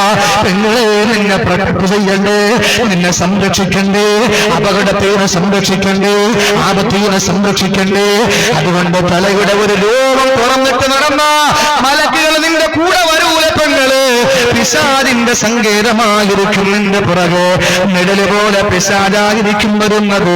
അതുകൊണ്ട് ഓർത്തോ വഴിയരികിലെ വെയിറ്റിംഗ് ഷെഡിന്റെ മുമ്പിൽ തൊലിവെളുത്ത സ്ത്രീയുടെ ശരീരത്തിന്റെ അവയവങ്ങളുടെ നഗ്നതകൾ കാണാൻ വേണ്ടി കാത്തിരിക്കുന്നവരെ, നിങ്ങൾ ഇബ്ലീസിന്റെ കുഞ്ഞന്മാരാ, ഇബ്ലീസിന്റെ മക്കളാ. മലക്കുകളുടെ കൂട്ടത്തിൽ നിങ്ങളെ പെടുത്താൻ കഴിയില്ല. അതുപോലെ ശരീരത്തിന്റെ തലമുടി തുറന്നിട്ടുകൊണ്ട് നടന്ന ഒരിക്കലും നിനക്ക് മലക്കുകളുടെ സാന്നിധ്യം ഉണ്ടാകില്ല. നമ്മുടെ സഹോദരിമാരെ അല്ലാഹു കാത്തുരക്ഷിക്കട്ടെ. ഇത്ര ഞാൻ പറയുന്നുള്ളൂ, തലമുടിയുടെ കാര്യം മാത്രമേ പറയുന്നുള്ളൂ. തലമുടിക്ക് ഇത്രയാണെങ്കിൽ ബാക്കിയുള്ള ശരീരത്തിന്റെ അവയവങ്ങൾക്ക് എന്തായിരിക്കും അവസ്ഥ? എന്താണ് എന്റെ പ്രിയപ്പെട്ടവരെ? നട്ടുച്ച സമയത്ത് ഓഡിറ്റോറിയത്തിൽ വിഷം വെട്ടിയ വയറുമായി വരുന്ന ചെറുപ്പക്കാർക്ക് ആവി പറക്കുന്ന ബിരിയാണി വേണ്ട. അവരെ നോക്കുന്നത് ഈ ഓഡിറ്റോറിയത്തിന്റെ മൂലകിലെ ചമഞ്ഞൊരുങ്ങിയിരിക്കുന്ന ചലിക്കുന്ന ജുവല്ലറി ആയിരിക്കുന്ന ആ പെണ്ണിലേക്കാണ് നോട്ടം എന്റെ പ്രിയപ്പെട്ടവരെ, ആ മാംസപിണ്ഡത്തിലേക്ക്. അതിന് വഴിവെച്ചു കൊടുക്കും നമ്മുടെ സഹോദരിമാർ. അതുകൊണ്ട് പുറത്ത് തുണി ഉടുക്കാനല്ലേ പറയുന്നത് എന്റെ സഹോദരിമാർ. അതുകൊണ്ട് നമ്മൾ ഔറത്ത് മറയ്ക്കുന്നവരാവുക. അത് ചിലപ്പോൾ നിങ്ങൾക്ക് കുറെ നിർദ്ദേശങ്ങളൊക്കെ തരും. അതുകൊണ്ട് ഏതായിരുന്നാലും അതിലേക്ക് ഞാൻ കടക്കുന്നില്ല. പിന്നെ ആ സ്ത്രീക്ക് വേറെ സ്വഭാവം കൊണ്ട് അനുവാദം ഇല്ലാതെ പുറത്തു പോവുക, ഭർത്താവ് അറിയാതെ പുറത്തു പോകുന്ന ഒരു സ്വഭാവം. ഭർത്താവ് വിദേശത്താണ്, പാവപ്പെട്ടവൻ വിദേശ രാജ്യത്ത് നിൽക്കാൻ, ഇതൊന്നും ഭർത്താവ് അറിയുന്നില്ല, ഭാര്യ ഇവിടെ സർക്കിട്ട. എന്റെ പ്രിയപ്പെട്ടവരെ, ലാൻഡ് ഫോൺ ആണെങ്കിൽ പണ്ട് ലാൻഡ് ഫോണിൽ വിളിക്കുമ്പോൾ വീട്ടിലുണ്ടോ ഇല്ലെന്ന് അറിയാം. ഇപ്പൊ ലാൻഡ് ഫോണിന്റെ കാര്യമൊക്കെ മാറിയില്ലേ, ഇപ്പൊ മൊബൈൽ ആയല്ലോ. ഇപ്പൊ ഒരു വിരലിന്റെ നീളവും വീതിയുള്ള മൊബൈൽ വരെ ഉണ്ട്. ഇനി ഇൻഷാ അല്ലാഹ് വിരൽ പുച്ഛത്തിന്റെ വീതിയും ഉള്ള മൊബൈൽ വരും. പിന്നെ ഇനിയിപ്പോ ഈ കണ്ണില് കണ്ണാടി വെക്കാൻ നാണക്കേടുള്ളവർ എന്ത് ചെയ്യുന്നറിയാമോ? കണ്ണിലൊരു ലെൻസ് വെക്കും. അതുപോലെ ഇനി ഒരു സാധനം കിട്ടും, അത് വാങ്ങി ചെവിക്ക് അകത്തോട്ട് കയറ്റി വെച്ചിരുന്നാൽ നമുക്ക് ധൈര്യമായിട്ട് ആരും കാണാതെ നടന്നു പോകുമ്പോൾ സംസാരിച്ചാൽ മാത്രം മതി. അങ്ങനത്തെ മൊബൈലൊക്കെ ഇറങ്ങും. എല്ലാം മാറി വരികയല്ലേ, എല്ലാം മാറി വരികയാണ്. ഇൻഷാ അല്ലാഹ് മൂന്നാറ്റുമുക്കി നമുക്ക് പറയണം, മദ്യപാനത്തിന്റെ പേരൊക്കെ മാറി. ഇപ്പൊ എല്ലാവരും പണ്ടൊക്കെ ചോദിക്കുന്ന മദ്യപിക്കാറുണ്ടോ എന്നാ ചോദിക്കുന്നത്, അതൊക്കെ മാറി. ഇപ്പൊ എല്ലാവരും ചോദിക്കുന്ന കള്ളുകുടി എന്നൊക്കെ മാറ്റിയിട്ട് ഇപ്പൊ ചോദിക്കുന്ന വെള്ളം അടിയുന്ന. വെള്ളം അടിക്കാറുണ്ടോ എന്ന് വെച്ചാൽ വെള്ളം അത് ഒഴിച്ചുവിടാൻ പറ്റാത്ത കാര്യമാണല്ലോ, അതും മാറി. ഇപ്പൊ ചോദിക്കുന്നത് കഴിക്കാറുണ്ടോ എന്നാ. ഈ കഴിപ്പും വെള്ളം കൂടിയൊക്കെ ഒഴിച്ചുവിടാൻ പറ്റാത്ത കാര്യമാണ്. അങ്ങനെ ആയിരിക്കാൻ 2015 എത്തുമ്പോൾ നമ്മൾ ജീവിച്ചിരിക്കുകയും നോക്കിയോ, അന്ന് എല്ലാവരും പരസ്പരം ചോദിക്കുന്നതായിരിക്കും, ശ്വാസം വിടാറുണ്ടോ എന്ന് ചോദിക്കും. അതിന്റെ അർത്ഥം എന്താ? മദ്യപിക്കാറുണ്ടോ എന്നായിരിക്കും. കാരണം മനുഷ്യന് ഒഴിച്ചുവിടാൻ പറ്റാത്ത കാര്യമായിട്ട് എല്ലാത്തിന്റെയും പേര് മാറി വന്നിരിക്കാം, എല്ലാത്തിന്റെയും പേര് മാറി വന്നിരിക്കാൻ. അതുകൊണ്ട് എന്റെ പ്രിയപ്പെട്ടവരെ, പള്ളികളിൽ നോക്ക്, പള്ളികളിൽ പണ്ട് കാലങ്ങളിൽ ഒന്നിന്റെ ആവശ്യമില്ല. ഇപ്പൊ പള്ളികളിൽ ഇടക്കാലങ്ങളിൽ പള്ളികൾ എഴുതി വെക്കും, മൊബൈൽ ഫോൺ ഓഫ് ആക്കുക. ഇപ്പൊ അതും മാറ്റി, ഒരു പള്ളിയിലും ഓഫ് ആക്കുക. പഴയ സ്റ്റിക്കർ ആണെങ്കിൽ അങ്ങനെ തന്നെ ഉണ്ടായിരിക്കും. ഇപ്പൊ അതും മാറ്റി എഴുതി വെച്ചിരിക്കുക, മൊബൈൽ ഫോൺ സൈലന്റ് ആക്കുക. അങ്ങനെ ആയിരിക്കും. ടി വി കണ്ടുകൊണ്ടിരിക്കുന്ന, പണ്ട് ടി വി ഇല്ല, ഇപ്പൊ ടി വി കണ്ടുകൊണ്ടിരിക്കുന്ന പേരക്കുട്ടികളോട് ഉമ്മാമ പറയാൻ, മക്കളെ ബാങ്ക് വിളിക്കാൻ നിങ്ങൾ ഓഫാക്ക് എന്ന് പറയുന്ന കാലം ഉണ്ടായിരുന്നു. ഇപ്പൊ അത് മാറി. ഇപ്പൊ ഉമ്മാമാര് പറയും, മക്കളെ ബാങ്ക് വിളിക്കാൻ ഓളയും കുറച്ച് വെക്ക് മക്കളെ. ഇൻഷാ അല്ലാഹ് ഒരു 5 കൊല്ലം കഴിയട്ടെ, ആ ഉമ്മാമാര് പറയും, മക്കളെ ബാങ്ക് വിളിക്കാൻ, അതുകൊണ്ട് ഇംഗ്ലീഷ് ചാനൽ മാറ്റിയിട്ട് മലയാളാക്കിക്കോ എന്ന് പറയും. ആ ഒരു കാലഘട്ടം വരാൻ പോവാൻ. ഉമ്മാമാര് ഒരു കസേര ഇരുന്നിട്ട് തസ്ബീഹ് മാലയും മറച്ചുകൊണ്ടിരുന്ന ഉമ്മാമാരൊക്കെ, അവർക്ക് എന്നോട് ദേഷ്യം പറഞ്ഞു. എന്തായിരുന്നാലും ഞാൻ പറയാം, അവരിത് കേട്ടാൽ അവർക്ക് ഇതൊക്കെ ഉസ്താദെ നിങ്ങൾ പറയുന്നത് ശരിയാണ് എന്നൊക്കെ പറയാൻ. ഏതായിരുന്നാലും പണ്ടുള്ള ഉമ്മാമാരൊക്കെ അങ്ങനെ ആയിരുന്നു. ഒരു കസേര ഇരുന്നിട്ട് മറ്റേ കസേര പിന്നെ സുജൂദ് ചെയ്തും തസ്ബീഹ് മാലയൊക്കെ ഇരിക്കുകയാണ്. ഇപ്പൊ അങ്ങനെയല്ല. ഒരു കസേര ഇരുന്നിട്ട് മറ്റേ കസേര കാല് വെച്ചിട്ട് വലത്തെ കയ്യില് റിമോട്ടും ഇടത്തെ കയ്യില് കൊട്ടൻ ചുക്കാതെ തൈലും, ആ മുട്ടും തടവിയിരുന്ന ചാനൽ മാറ്റുന്നത്. കാരണം എണീക്കാൻ പോലും വയ്യ. ആ ഒരവസ്ഥയാണ്. എല്ലാം മാറി തിരിഞ്ഞു. അതുകൊണ്ട് പഠിച്ചോ എന്റെ പ്രിയപ്പെട്ട സഹോദരങ്ങളെ. പുരുഷന്മാരോട് പറയാൻ ഇൻഷാ അല്ലാഹ് എന്റെ പ്രഭാഷണത്തിന്റെ അവസാനത്തിൽ ഓർക്കുമെങ്കിൽ അവിവാഹിതകളായ സഹോദരിമാരെ പറ്റി ഒരു വാക്ക് ഞാൻ പറയും. നല്ല സ്വഭാവമുള്ള, നല്ല ആരോഗ്യമുള്ള ഭർത്താവിനെ നമുക്ക് കിട്ടണമെങ്കിൽ ഒറ്റ കാര്യം നിങ്ങൾ ചെയ്യണം. ഇൻഷാ അല്ലാഹ് അത് ലാസ്റ്റ് പറയാം. എന്റെ സഹോദരിമാരെ, അള്ളാഹുവിന്റെ റസൂല് പറഞ്ഞ രണ്ടാമത്തെ വിഭാഗത്തിന്റെ ഒരു കുറ്റം കൂടി അവർക്കുണ്ട്. എന്താണെന്ന് പറയാം, അനുവാദം ഇല്ലാതെ പുറത്തു പോകും. ഇത് വിശാലമായിട്ട് പറയാൻ നമുക്ക് സമയമില്ല. ഏതായിരുന്നാലും ഒരു കാര്യം പറയാം, ഗൾഫിൽ നിന്നൊക്കെ വരുമ്പോഴും നല്ല പെർഫ്യൂം കൊണ്ടുവരും ഭർത്താക്കന്മാര്. അത് ഭാര്യയെ കൊടുത്തിട്ട് പോകും. ആകെ വരുന്നത് 54 ദിവസം. അതിൽ ഒരു ദിവസം ഇങ്ങോട്ട് വരുന്നു, ഒന്ന് അങ്ങോട്ട് പോകുന്നു, ബാക്കി 52. 52-ല് 40 ദിവസം ജീവിതം നടക്കൂ. ബാക്കി 10 ദിവസമൊക്കെ അങ്ങോട്ട് പോക്ക് ഇങ്ങോട്ട് പോക്ക്, എല്ലാം വെപ്രാളമാണ്. ഈ 40 ദിവസം കൊണ്ട് എത്ര ചെറിയ സ്പ്രേ ആണെങ്കിലും അടിച്ചു തീരൂല. അത് അവൾ അടിക്കുകയും ഇല്ല. കാരണം ഭർത്താവിന്റെ മുമ്പ് എങ്ങനെ എന്നാലും കുഴപ്പമില്ലല്ലോ. പേസ്റ്റ് ഇരുന്നാലും മീമുള്ളിരുന്നാലും ഒരു കുഴപ്പമില്ല, പല്ല് വെച്ചില്ലെങ്കിലും കുഴപ്പമൊന്നുമില്ല. പക്ഷെ ഭർത്താവ് പോകുമ്പോഴല്ലേ അണിഞ്ഞൊരുങ്ങി നടക്കേണ്ടത്. സഹോദരിമാർ പറയുന്നത് അങ്ങനെയാണ്. ഇവിടെ 2 കീറൽ വന്നു, ഇവിടെ ഈ നൈറ്റി ഒട്ടും കൊള്ളൂല, അതെന്തായാലും വീട്ടിയിടാം. പിന്നെ നല്ല ഒരെണ്ണം കിട്ടിയപ്പോൾ അത് എവിടെയെങ്കിലും പോകുമ്പോ ഇടാം. എന്തിനു വേണ്ടിയിട്ടാ? വീട്ടിൽ ഇരിക്കുമ്പോൾ നിങ്ങളല്ലേ കാണും, വേറെ ആരും കാണാനില്ലല്ലോ. അതുകൊണ്ട് തീറിയാലും കുഴപ്പമില്ല, അതല്ലെങ്കിൽ കൊള്ളൂലെങ്കിലും കുഴപ്പമില്ല, നിങ്ങളങ്ങ് സഹിക്കുമല്ലോ. എന്തായാലും തലയിൽ വെച്ചല്ലോ. ഒരു ഭർത്താവും ഭാര്യയായിട്ട് സംസാരിക്കാൻ, ഭാര്യ ചോദിക്കുന്നു അടുത്ത നാളെ നമ്മുടെ വെഡിങ് ആനിവേഴ്സറിയാ, നിങ്ങളൊന്നും അറിഞ്ഞില്ലേ? അപ്പൊ ഭർത്താവ് പറഞ്ഞു, ആരെങ്കിലും ദുരന്തത്തെ പറ്റി ഓർക്കുവോ? ദുരന്തം ആരും ഓർക്കാറില്ല. എന്തായിരുന്നാലും നാളത്തെ പ്രോഗ്രാം എന്താ? ഭർത്താവ് പറഞ്ഞു, നാളെ എന്താണെന്ന് എന്റെ വീടിന്റെ മുമ്പിൽ ഞാനൊരു കരിങ്കൊടി നാട്ടാൻ പോവാ. ദുരന്തത്തിന്റെ 1ാം വാർഷികം. അതുകൊണ്ട് എന്റെ പ്രിയപ്പെട്ട സഹോദരങ്ങളെ, സഹോദരിമാരെ, ഈ വിഷയം ഗൗരവത്തോടുകൂടി നിങ്ങൾ എടുക്കണം. ഭർത്താക്കന്മാര് വിദേശത്ത് നിന്ന് കൊടുക്കുന്ന ഈ പെർഫ്യൂം അത് അടിക്കാതെ വെച്ചിട്ട് ഭർത്താവ് ഗൾഫിൽ പോകുമ്പോ വീണ്ടും അത് അടിച്ചുകൊണ്ട് നടക്കുന്ന ഒരു സ്വഭാവം, അട്രാക്ഷനുള്ള വസ്ത്രം എടുത്ത് നടക്കുന്ന ഒരു സ്വഭാവം, അത് മാറ്റണം. ചില ഭർത്താക്കന്മാർ നാട്ടിലുണ്ടെങ്കിൽ തന്നെ ഭർത്താക്കന്മാർക്ക് ഭയങ്കര ഇഷ്ടമാണ്. റസൂലുള്ള പറഞ്ഞാൽ, റസൂലുള്ളാന്റെ വാക്ക് പറഞ്ഞാൽ ആർക്കും വിഷമം തോന്നൂല. നമ്മൾ പറയുമ്പോഴാണല്ലോ കുഴപ്പം. എന്റെ സഹോദരങ്ങളെ, ചില ഭർത്താക്കന്മാർ ക്രിക്കറ്റ് കളിക്കും, ക്യാരംസ് കളിക്കും, ഫുട്ബോൾ കളിക്കും, വോളിബോൾ കളിക്കും, എല്ലാം കളിക്കും. ആ കൂട്ടുകാരത്ത് വെയിറ്റിംഗ് ഷെഡിലൊക്കെ സ്വറ പറഞ്ഞിരിക്കുമ്പോൾ ഭാര്യ അതുവഴി പോകുമ്പോൾ അദ്ദേഹം ചോദിക്കാൻ, എങ്ങനെ നല്ലൊരു മണം അടിക്കുന്നല്ലേ, എന്റെ ഭാര്യ ഞാൻ കൊണ്ട് കൊടുത്ത പെർഫ്യൂം അടിച്ചുകൊണ്ട് പോവാ. ഭാര്യ പൂശി പെർഫ്യൂം അടിച്ചുകൊണ്ട് പുറത്തിറങ്ങി നടക്കുന്നത് ഇഷ്ടപ്പെടുന്ന ഭർത്താവ്. അള്ളാഹുവിന്റെ റസൂല് പറയുന്നു, എന്റെ സഹോദരിമാർ ശ്രദ്ധിച്ച് കേട്ടോ, നിങ്ങൾ ആ ഒരു കാരണത്തിന്റെ പേരിൽ ഭർത്താക്കന്മാർക്ക് ഓരോ ഫ്ലാറ്റ് സമ്മാനിക്കുന്നു. നബി മുഹമ്മദ് മുസ്തഫ ഇത് കേൾക്കുമ്പോൾ എന്റെ പൊന്നുസ്താദേ, എന്തിനൊക്കെ ഞങ്ങൾ പോയി, ദേ വന്നു. അതുപോലെ തന്നെ ഡീൽ ഓർ നോ ഡീല് എല്ലാത്തിലും ഞാനും എന്റെ ഭർത്താവും മച്ചായും കുടുംബം എല്ലാം പോയിട്ടും ഇതുവരെയും ഒരു ഫ്ലാറ്റ് ഞങ്ങൾക്ക് കിട്ടിയിട്ടില്ല. എന്തായിരുന്നാലും നല്ല പെർഫ്യൂം അടിച്ചുകൊണ്ട് നടക്കുമ്പോൾ ഒരു ഫ്ലാറ്റ് കിട്ടുമെങ്കിൽ പിന്നെ അതിലപ്പുറം സന്തോഷം പിന്നെന്താ, ഫ്ലാറ്റ് കിട്ടും. എവിടെയാണ്? അല്ലാഹുവിന്റെ റസൂല് പറയുന്നു,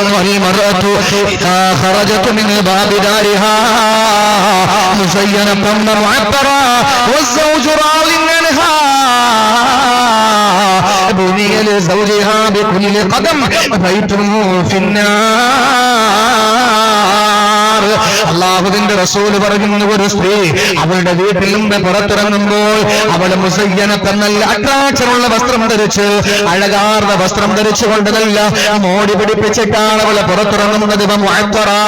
അവൾ ഇറങ്ങുമ്പോൾ വിദേശ മണമുള്ള പെർഫ്യൂം അടിച്ചുകൊണ്ടാണ് അവള് പുറത്തിറങ്ങുന്നത്. ഭർത്താവുണ്ടല്ലോ അതിൽ പരിപൂർണ തൃപ്തനാണ്. ഒരുങ്ങിറങ്ങുമ്പോൾ മണം പോരാതിരിക്കുമ്പോൾ ഭർത്താവ് അവളെ പിടിച്ചുകൊണ്ടുപോയി അവന്റെ അലമാര തുറന്നിട്ട് അവൾ അടിച്ചിരിക്കുന്നതിനേക്കാളും നല്ല മുൻതരത്തിലുള്ള പെർഫ്യൂം എടുത്തിട്ട് തലങ്ങും വിലങ്ങും അടിച്ചു കൊടുത്തിട്ട് പൊക്കോ എന്ന് പറഞ്ഞിട്ട് കഥക് തുറന്നിറങ്ങിയിട്ട് പുറത്തേക്ക് ഇറക്കി വിടുന്ന ഭർത്താക്കന്മാരെ അല്ലാഹുവിന്റെ റസൂൽ പറയുന്നു, ബുനിയലി സൗജിഹാ, ആ ഭർത്താവിന് അല്ലാഹു പണി കഴിപ്പിക്കുന്നു. ബികുല്ലി ഖദമിൻ, അവൾ വെക്കുന്ന ഓരോ ചുവട്ടടിക്ക് പകരമായി എവിടെയാണ് ഫ്ലാറ്റ് കൊടുക്കുന്നതെന്നറിയോ? നരകത്തിലുണ്ട് ആഴമേറിയ കൊണ്ടുകൾ, വിഷമോട്ട പാമ്പതിലുണ്ട് ഉഗ്രന തേലുകൾ. ബികുല്ലി ഖദമിൻ ബൈതുമു ഫിന്നാർ, ഓരോ ചുവട്ടടിക്ക് പകരമായിട്ട് നാളെ നരകത്തിൽ ഓരോ കെട്ടിടം നിർമ്മിച്ചു കൊടുക്കുന്നു.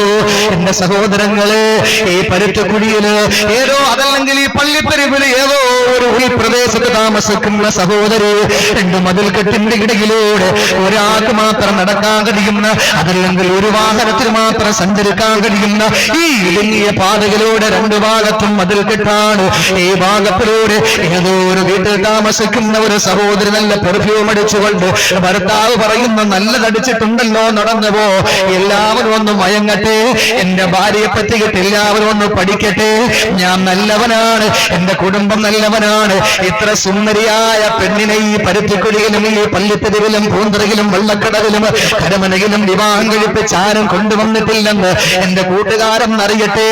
അതുകൊണ്ട് ഒന്ന് കറങ്ങിയിട്ട് വാ മോളെ എന്ന് പറഞ്ഞിട്ട് ഇറക്കി വിടുന്ന ചെറുപ്പക്കാരാ, സ്കൂട്ടറിന്റെ പുറകിലിരുത്തിയിട്ട് നാട് കാണിക്കാൻ വേണ്ടിയിട്ട് നാളം കെട്ട പരിപാടിയായി കൊണ്ടുപോകുന്ന യുവാവേ, മീൻ കച്ചവടത്തിന് പോകുന്നവര് മീൻ കൊണ്ടുപോകുന്നത് പോലെ പുറകിൽ തന്റെ ഭാര്യയെ മത്സ്യം എങ്ങനാണോ വിവസ്ത്രയാണ് അതുപോലെ നഗ്നയാക്കി എടുത്തുരുത്തി കൊണ്ടുപോകുന്ന ചെറുപ്പക്കാരാ, അല്ലാഹുവിന്റെ റസൂൽ പറയുന്നു, അവൾ ഇവിടെ നിന്ന് അങ്ങോട്ട് ഇറങ്ങുമ്പോൾ ബസ് വരുന്നില്ല, അവൾ നടന്ന് നേരെ പൂന്തുറ ടൗണിൽ ചെല്ലുകയാണ്. എത്ര ചുവടാ മോനെ നിന്റെ ഭാര്യ വെക്കുന്നത്, എത്ര ചുവടാ മോളെ നീ ചവിട്ടി മുത്തരിക്കുന്നത്. ഈ ഓരോ ചുവട്ടടിക്ക് പകരമായി ഓരോ ചുവട്ടടിക്കും ഓരോ കെട്ടിടങ്ങള് അല്ലാഹു നിന്റെ ഭർത്താവിന് വേണ്ടി പണി കഴിപ്പിക്കുകയാണ്. എവിടെ? നരകത്തിൽ. അതുകൊണ്ട് സഹോദരങ്ങളെ, നമ്മുടെ ഭാര്യ നമ്മുടെ മുന്നിൽ മാത്രം അണിഞ്ഞൊരുങ്ങേണ്ടവളാണ്, നമ്മുടെ മുന്നിൽ മാത്രം അണിഞ്ഞൊരുങ്ങേണ്ടവളാണ്. അവളുടെ മണം ആസ്വദിക്കാൻ നമ്മൾ മാത്രമാണ്. അല്ലാഹു ലിബാസുല്ലക്കും വഅന്തും ലിബാസുല്ലഹുന്ന, നിങ്ങൾ അവരുടെ വസ്ത്രമാണ്, അവർ നിങ്ങളുടെയും വസ്ത്രമാണ്. അല്ലാഹു നമുക്ക് ആ ഒരു ഭാഗ്യം തന്നിരിക്കാം. അതിനപ്പുറം നാട്ടുകാരെ കാണിക്കാൻ വേണ്ടി കൊണ്ട് നടക്കണ്ട സഹോദരിമാരെ. അതുകൊണ്ട് ഭർത്താക്കന്മാർ ഇല്ലാത്തപ്പോൾ ഈ വക രീതിയിൽ നമ്മൾ കാണിച്ചാൽ അള്ളാഹുവിന്റെ സ്വർഗം എങ്ങനെ നമുക്ക് കിട്ടും? കിട്ടൂല എന്റെ സഹോദരിമാരെ. ലോകം അവസാനിക്കാറേക്കായി. ഇനിയിപ്പോ വലിയ നാളൊന്നുമില്ല. നമ്മൾ പറയും അല്ലാഹു ഉസ്താദേ പിന്നെ ഈസാ നബി വരുമ്പോ ഇത്രയും കൊല്ലം കൂടെ ഭരിക്കുമല്ലോ. അതിനാണ് റസൂലുള്ള പറഞ്ഞത് കൊല്ലത്തിന് മാസത്തിന്റെ വേഗതയായിരിക്കും. പെട്ടെന്നങ്ങ് പോവും. കാത്തിരിക്കുമ്പോ നമ്മൾ ദിവസം റസൂലുള്ള പറഞ്ഞെന്താ, കച്ചവടക്കാര് തുണി ഇങ്ങനെ പരിചയപ്പെടുത്തി കൊടുക്കാൻ കടയിൽ ചെല്ലുമ്പോൾ മുണ്ടിങ്ങനെ അതല്ലെങ്കിൽ തുണി ഇങ്ങനെ പരിചയപ്പെടുത്തി കൊടുക്കുമ്പോൾ ഖിയാമത്ത് നാൾ അവസാനിക്കും. ഇത് വിൽക്കാനും പറ്റൂല, തിരിച്ച് മടക്കി വെക്കാനും പറ്റൂല. നബി മുഹമ്മദ് മുസ്തഫ വളരെ പെട്ടെന്ന് അങ്ങ് വരും. അതുകൊണ്ട് സമയമൊക്കെ അടുത്തു. അതുകൊണ്ട് നിന്നിയുള്ള കാലമെങ്കിലും നല്ലതുപോലെ ജീവിക്കാൻ 1000 വട്ടം എന്നോടും 1001ാമത് എന്റെ ചെറുപ്പക്കാരായതിന്റെ ഈ മാല ധരിച്ച സംഘാടകരോടും 1002ാമതായ എന്റെ ശ്രോതാക്കളോട് ഞാൻ പറയാം, അല്ലാഹു തആല നമ്മളെല്ലാവരെയും നല്ല രീതിയിൽ ഉൾപ്പെടുത്തി അനുഗ്രഹിക്കുമാറാകട്ടെ. മൂന്നാമത്തെ ഒരു സ്വഭാവമാണ്, മൂന്നാമത്തെ വിഭാഗം. ചുരുക്കി പറയാൻ എന്റെ പ്രിയപ്പെട്ടവരെ, മൂന്നാമത്തെ ഒരു വിഭാഗം അല്ലാഹുവിന്റെ റസൂൽ പറഞ്ഞു 4 വിഭാഗം നരകത്തിലാണ്. അതിൽ 2 പറഞ്ഞു. മൂന്നാമത്തേത് അല്ലാഹുവിന്റെ റസൂൽ പറയുന്നു, ഇംറാത്തുൻ തുകല്ലിഫു സൗജഹാ മാ ലാ യുതീഖ്, തുകല്ലിഫു സൗജഹാ മാ ലാ യുതീഖ്. ഭർത്താവിനോട് കഴിയാത്ത കാര്യങ്ങൾ, അവന്റെ തോക്കത്തിനൊക്കാത്ത, അവന്റെ കഴിവിനൊക്കാത്ത കാര്യങ്ങൾ ഭർത്താവിനോട് പറഞ്ഞിട്ട് നിർബന്ധിക്കുന്ന പെണ്ണേ, അല്ലാഹുവിന്റെ റസൂൽ പറയുന്നു, നീയാണ് മൂന്നാമത്തെ വിഭാഗം. എന്ത് പറഞ്ഞാലും ഭർത്താവിന് കഴിയോ എന്ന് ചിന്തിക്കുക, അല്ലാത്തതൊന്നും പറയല്ലേ, അല്ലാത്തതൊന്നും പറയല്ലേ. നിങ്ങൾക്കറിയോ റസൂലുള്ളാഹിയുടെ ജീവിതം എങ്ങനെയാണ്? ഹബീബായ നബിയുടെ ജീവിതം എങ്ങനെയാ? ആയിഷ ബീവി റളിയല്ലാഹു അൻഹ പറയുന്നു, എന്റെ പ്രവാചകൻ നമസ്കാരം കഴിഞ്ഞ് മടങ്ങി വരുമ്പോൾ കഴുകിയിടാൻ വേണ്ടിയിട്ട് കമീസും കഴുകിയിട്ട് അതിനെ ഒന്ന് ഉണങ്ങാൻ വിരിച്ചിട്ട് വെയിലത്ത് വിരിച്ചിട്ട് എന്റെ റസൂൽ ഉണങ്ങാൻ വേണ്ടിയിട്ട് കാത്തിരിക്കുമ്പോൾ അതാ അടുത്ത വഖത്തിന്റെ ബാങ്ക് വിളി കേൾക്കുകയാണ്. എന്റെ പ്രവാചകൻ ആ ബാങ്കിന് ഉത്തരം കൊടുത്തുകൊണ്ട് അതിന് നേതൃത്വം, നിസ്കാരത്തിന് നേതൃത്വം കൊടുക്കാൻ വേണ്ടിയിട്ട് എന്റെ റസൂലുള്ള പോയാ മാറിയൊന്ന് ഉടുക്കാൻ ഒരു വസ്ത്രമില്ല, കഴുകിയിട്ടിരിക്കുന്നതോ ഉണങ്ങിയിട്ടില്ല. എന്റെ പ്രവാചകന് കഴുകി ഉണങ്ങാൻ വിരിച്ചിരിക്കുന്നത് പലവട്ടം കസനം വെച്ചതാ. ആ വസ്ത്രമെടുത്ത് ശരീരത്തിലേക്ക് ഇട്ടുകൊണ്ട് റസൂലുള്ള മദീന പള്ളിയിലേക്ക് നിസ്കാരത്തിന് നേതൃത്വം കൊടുക്കാൻ പോകുമ്പോൾ ഞാൻ എന്റെ ഹുജറയിൽ നിന്ന് നോക്കുമ്പോൾ റിസാലത്തിന്റെ പൂവേനയിൽ നിന്ന് ചുവപ്പ് കലർന്ന വെളുത്ത ശരീരത്തിൽ നിന്ന് ധരിച്ചിരിക്കുന്ന വസ്ത്രത്തിന്റെ വെള്ളത്തുള്ളികളിൽ തുറ്റി വീഴുന്നത് ഞാൻ കണ്ടിട്ടുണ്ട് എന്ന് ആയിഷ ബീവി പറഞ്ഞെങ്കിൽ എത്രയോ പാതിരാത്രികൾ ഞങ്ങൾ പട്ടിണി കിടന്നിട്ടുണ്ട്. റസൂലുള്ള നേരം വെളുക്കുമ്പം ചോദിക്കും, ആയിഷ ഇന്ന് കഴിക്കാൻ എന്തെങ്കിലും ഉണ്ടോ മോളെ? ഇല്ല എന്ന് പറയുമ്പോ റസൂലുള്ള പറയും, എന്നാ ഞാൻ എന്ന് നോമ്പ് പിടിച്ചേക്കാം എന്ന് പറഞ്ഞ് എത്രയോ ദിവസം എന്റെ റസൂലുള്ളാഹിക്ക് ഭക്ഷണം കൊടുക്കാതെ ഉറക്കിയിട്ടുണ്ട് എന്ന് ആയിഷ ബീവി പറയുമ്പോൾ മറ്റുള്ള ഭാര്യമാര് പറയുമ്പോ എന്റെ സഹോദരങ്ങളെ, കഷ്ടപ്പാടിന്റെ വേദനയുടെ പ്രയാസത്തിന്റെ നൊമ്പരത്തിന്റെ ഒരുപാട് കൈപ്പുനീര് കുടിച്ച നബിതങ്ങളോട് അല്ലാഹു പറയുന്നു, നബിയേ അങ്ങയുടെ ഭാര്യമാരിൽ പല തമ്പുരാട്ടിമാരുണ്ടല്ലോ, പല ഭാര്യമാര് ഗനീമത്ത് സത്തായി കിട്ടുന്നതാണല്ലോ, പല യുദ്ധങ്ങളിൽ നിന്ന് നിങ്ങൾ കൈവദനീയമായ ഭാര്യമാര് നിങ്ങളുടെ കൂട്ടത്തിലുണ്ടല്ലോ, നിങ്ങൾ വിവാഹം ചെയ്ത പല ഭാര്യമാരും മുമ്പ് പല ഭർത്താക്കന്മാരുടെ ഭാര്യമാരായി കഴിഞ്ഞവരല്ലേ, വൈദഗ്ധ്യം പേര് കഴിഞ്ഞു വരുന്നവരല്ലേ. അതുകൊണ്ട് അവർ തമ്പുരാട്ടിമായിരുമാരായിരുന്നേക്കാ, അവർ നല്ല കുടുംബത്തിൽ പിറന്നവരായിരുന്നേക്കാ. ഖദീജ ബീവിയെ പോലും റസൂലുള്ള വിവാഹം കഴിക്കുന്നതിന് മുമ്പ് 2 തവണ വേറെ 2 വിവാഹത്തിന് ആ ഖദീജ റളിയല്ലാഹു അൻഹ 2 വിവാഹം കഴിച്ചവരായിരുന്നു. 2 പേരും വഫാത്തായി. എന്നിട്ട് വൈദഗ്ധ്യം പേര് കഴിയുമ്പോഴാണ് റസൂലുള്ള വിവാഹം കഴിക്കുന്നത്. എന്റെ സഹോദരങ്ങളെ, ആയിഷ ബീവി അടക്കമുള്ള മറ്റു ഭാര്യമാരോട് അല്ലാഹുവിന്റെ റസൂല് റസൂല് ചോദിക്കാ, അല്ലാഹു അറിയിച്ചു കൊടുക്കുന്നു. എന്താണെന്നറിയോ? ഇത്രത്തോളം കഷ്ടപ്പാട് അനുഭവിക്കുമ്പോൾ അല്ലാഹുവിന്റെ പ്രവാചകരെ വിളിച്ചുകൊണ്ട് അല്ലാഹു പറയുന്നു, നബിയേ നിങ്ങളൊന്ന് ചോദിച്ചേക്ക്, യാ അയ്യുഹൻ നബിയ്യു ഖുൽ لأزواجك إن كنتن تردن الحياة الدنيا وزينتها فتعالين أمتعكن وأسرحكن سراحا جميلا. അല്ലയോ ഭാര്യമാരെ, നിങ്ങൾ ദുനിയാവ് ഇഷ്ടപ്പെടുന്നതെങ്കിൽ ഇവിടെ പട്ടിണിയാണ്, പരിവട്ടമാണ്, കഷ്ടപ്പാടാണ്, വേദനയാണ്. അതുകൊണ്ട് നിങ്ങൾ ദുനിയാവ് ഇഷ്ടപ്പെട്ട നിങ്ങൾ വരിക, നിങ്ങൾ വരിക. വരിക ഭാര്യമാരെ, വിവാഹമെന്ന കെട്ട് അത് ഞാനങ്ങ് അഴിച്ചേക്കാം. നിങ്ങളെ ത്വലാഖ് ചൊല്ലിയിട്ട് നിങ്ങളെ നല്ല രീതിയിൽ ഞാൻ പറഞ്ഞങ്ങ് വിട്ടേക്കാം. അതല്ല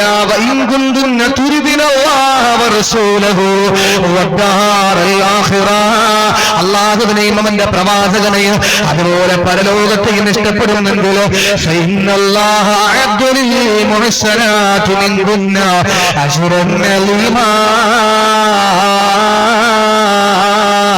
നിങ്ങളിൽപ്പെട്ട അല്ലാഹുവിനെയും റസൂലിനെയും പരലോകത്തെയും തിരഞ്ഞെടുക്കുന്നവർക്ക് അല്ലാഹു എന്തോ സൗഭാഗ്യങ്ങളെ തയ്യാറാക്കി വെച്ചിരിക്കുന്നു എന്ന് പറയാൻ നബിതങ്ങളോട് പറഞ്ഞപ്പോൾ ആയിഷാ ബീവി എഴുന്നേറ്റ് പറയുന്നു, നബിയേ ഞങ്ങൾ വിട്ടുപോലോ. സന്തോഷത്തിൽ മാത്രമല്ലല്ലോ ഭർത്താവിനോടൊപ്പം കഴിയേണ്ടത്, സന്താപത്തിലും കഴിയണ്ടേ. സന്തോഷ സന്താപ സമ്മിശ്രമായ ജീവിതത്തിന്റെ നൗകയല്ലേ തുഴയേണ്ടത്. അതുകൊണ്ട് അരുത് നബിയേ, ഞങ്ങൾക്ക് ത്വലാഖ് വേണ്ട. ഞങ്ങളെ കൂടെ ഞങ്ങൾ അങ്ങയോടൊപ്പം ജീവിക്കാൻ തയ്യാറാണ്. അവർക്കല്ലേ സുന്ദരമായ നാമം കിട്ടിയത്. മുസ്തഫ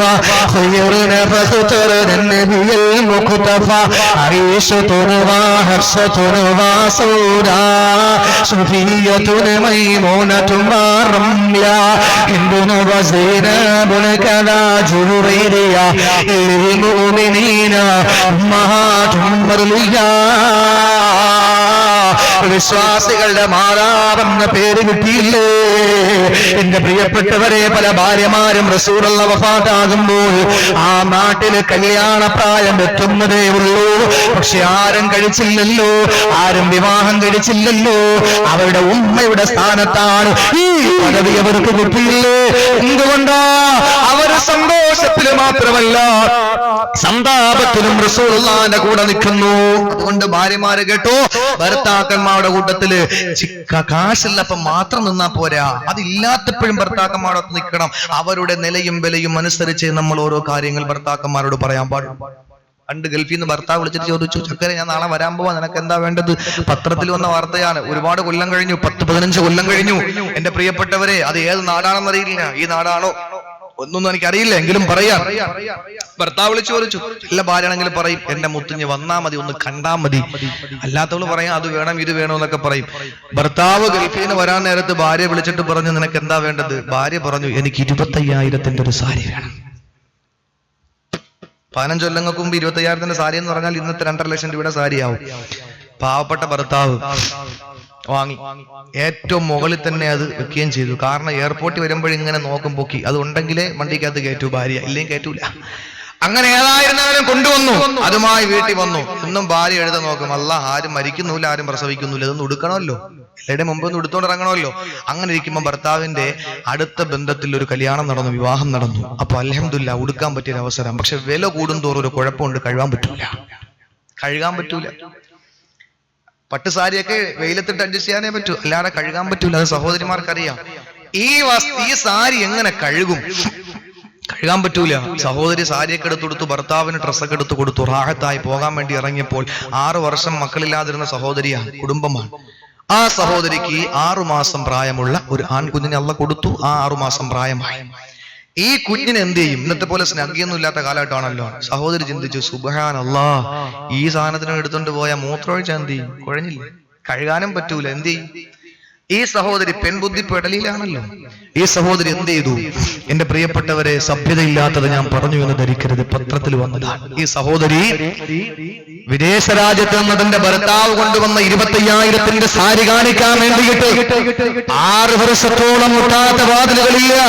സൂപ്പർ സ്പെഷ്യാലിറ്റി ഹോസ്പിറ്റലുകളുടെ വരാന്തകൾ നിരങ്ങിയിറങ്ങിയിട്ട് കോടികൾ മുടക്കുമ്പോൾ അല്ലാഹു തആല ഒരു കുഞ്ഞിനെ കൊടുത്തു. 6 മാസം പ്രായമുള്ള ആ ആൺകുഞ്ഞിന്റെ ജനനേന്ദ്രിയത്തിൽ നമ്പർ ഇട്ടു. ഞാൻ മൂത്രം ഒഴിക്കണമെന്ന് കാണാം. എങ്ങനെ കൊണ്ടുപോയി, നേരെ കൊണ്ടുപോയി. എന്റെ പ്രിയപ്പെട്ടവരെ, ഇവിടെ ചെന്ന് ഭാര്യ എല്ലാവരുമായി കുശലാന്വേഷണം നടത്തി. ആ സമയത്ത് കുഞ്ഞ് മൂത്രമൊഴിക്കാൻ കഴിയാതെ ബുദ്ധിമുട്ടുകയാണ്. അവസാനം കുഞ്ഞ് തളർന്നു വീണു. എന്റെ പ്രിയപ്പെട്ടവരെ, ആ സന്ദർഭത്തിൽ വരന്റെ പാർട്ടിക്കാർ വന്ന വാഹനത്തിൽ എടുത്തിട്ട് അടുത്തുള്ള ഹോസ്പിറ്റലിൽ കൊണ്ടുപോകുമ്പോൾ അതിനിടയിൽ ആ കുഞ്ഞ് മരണപ്പെട്ടു. ആലോചിക്കണം നമ്മുടെ സഹോദരിമാരുടെ അവസ്ഥ എന്താ.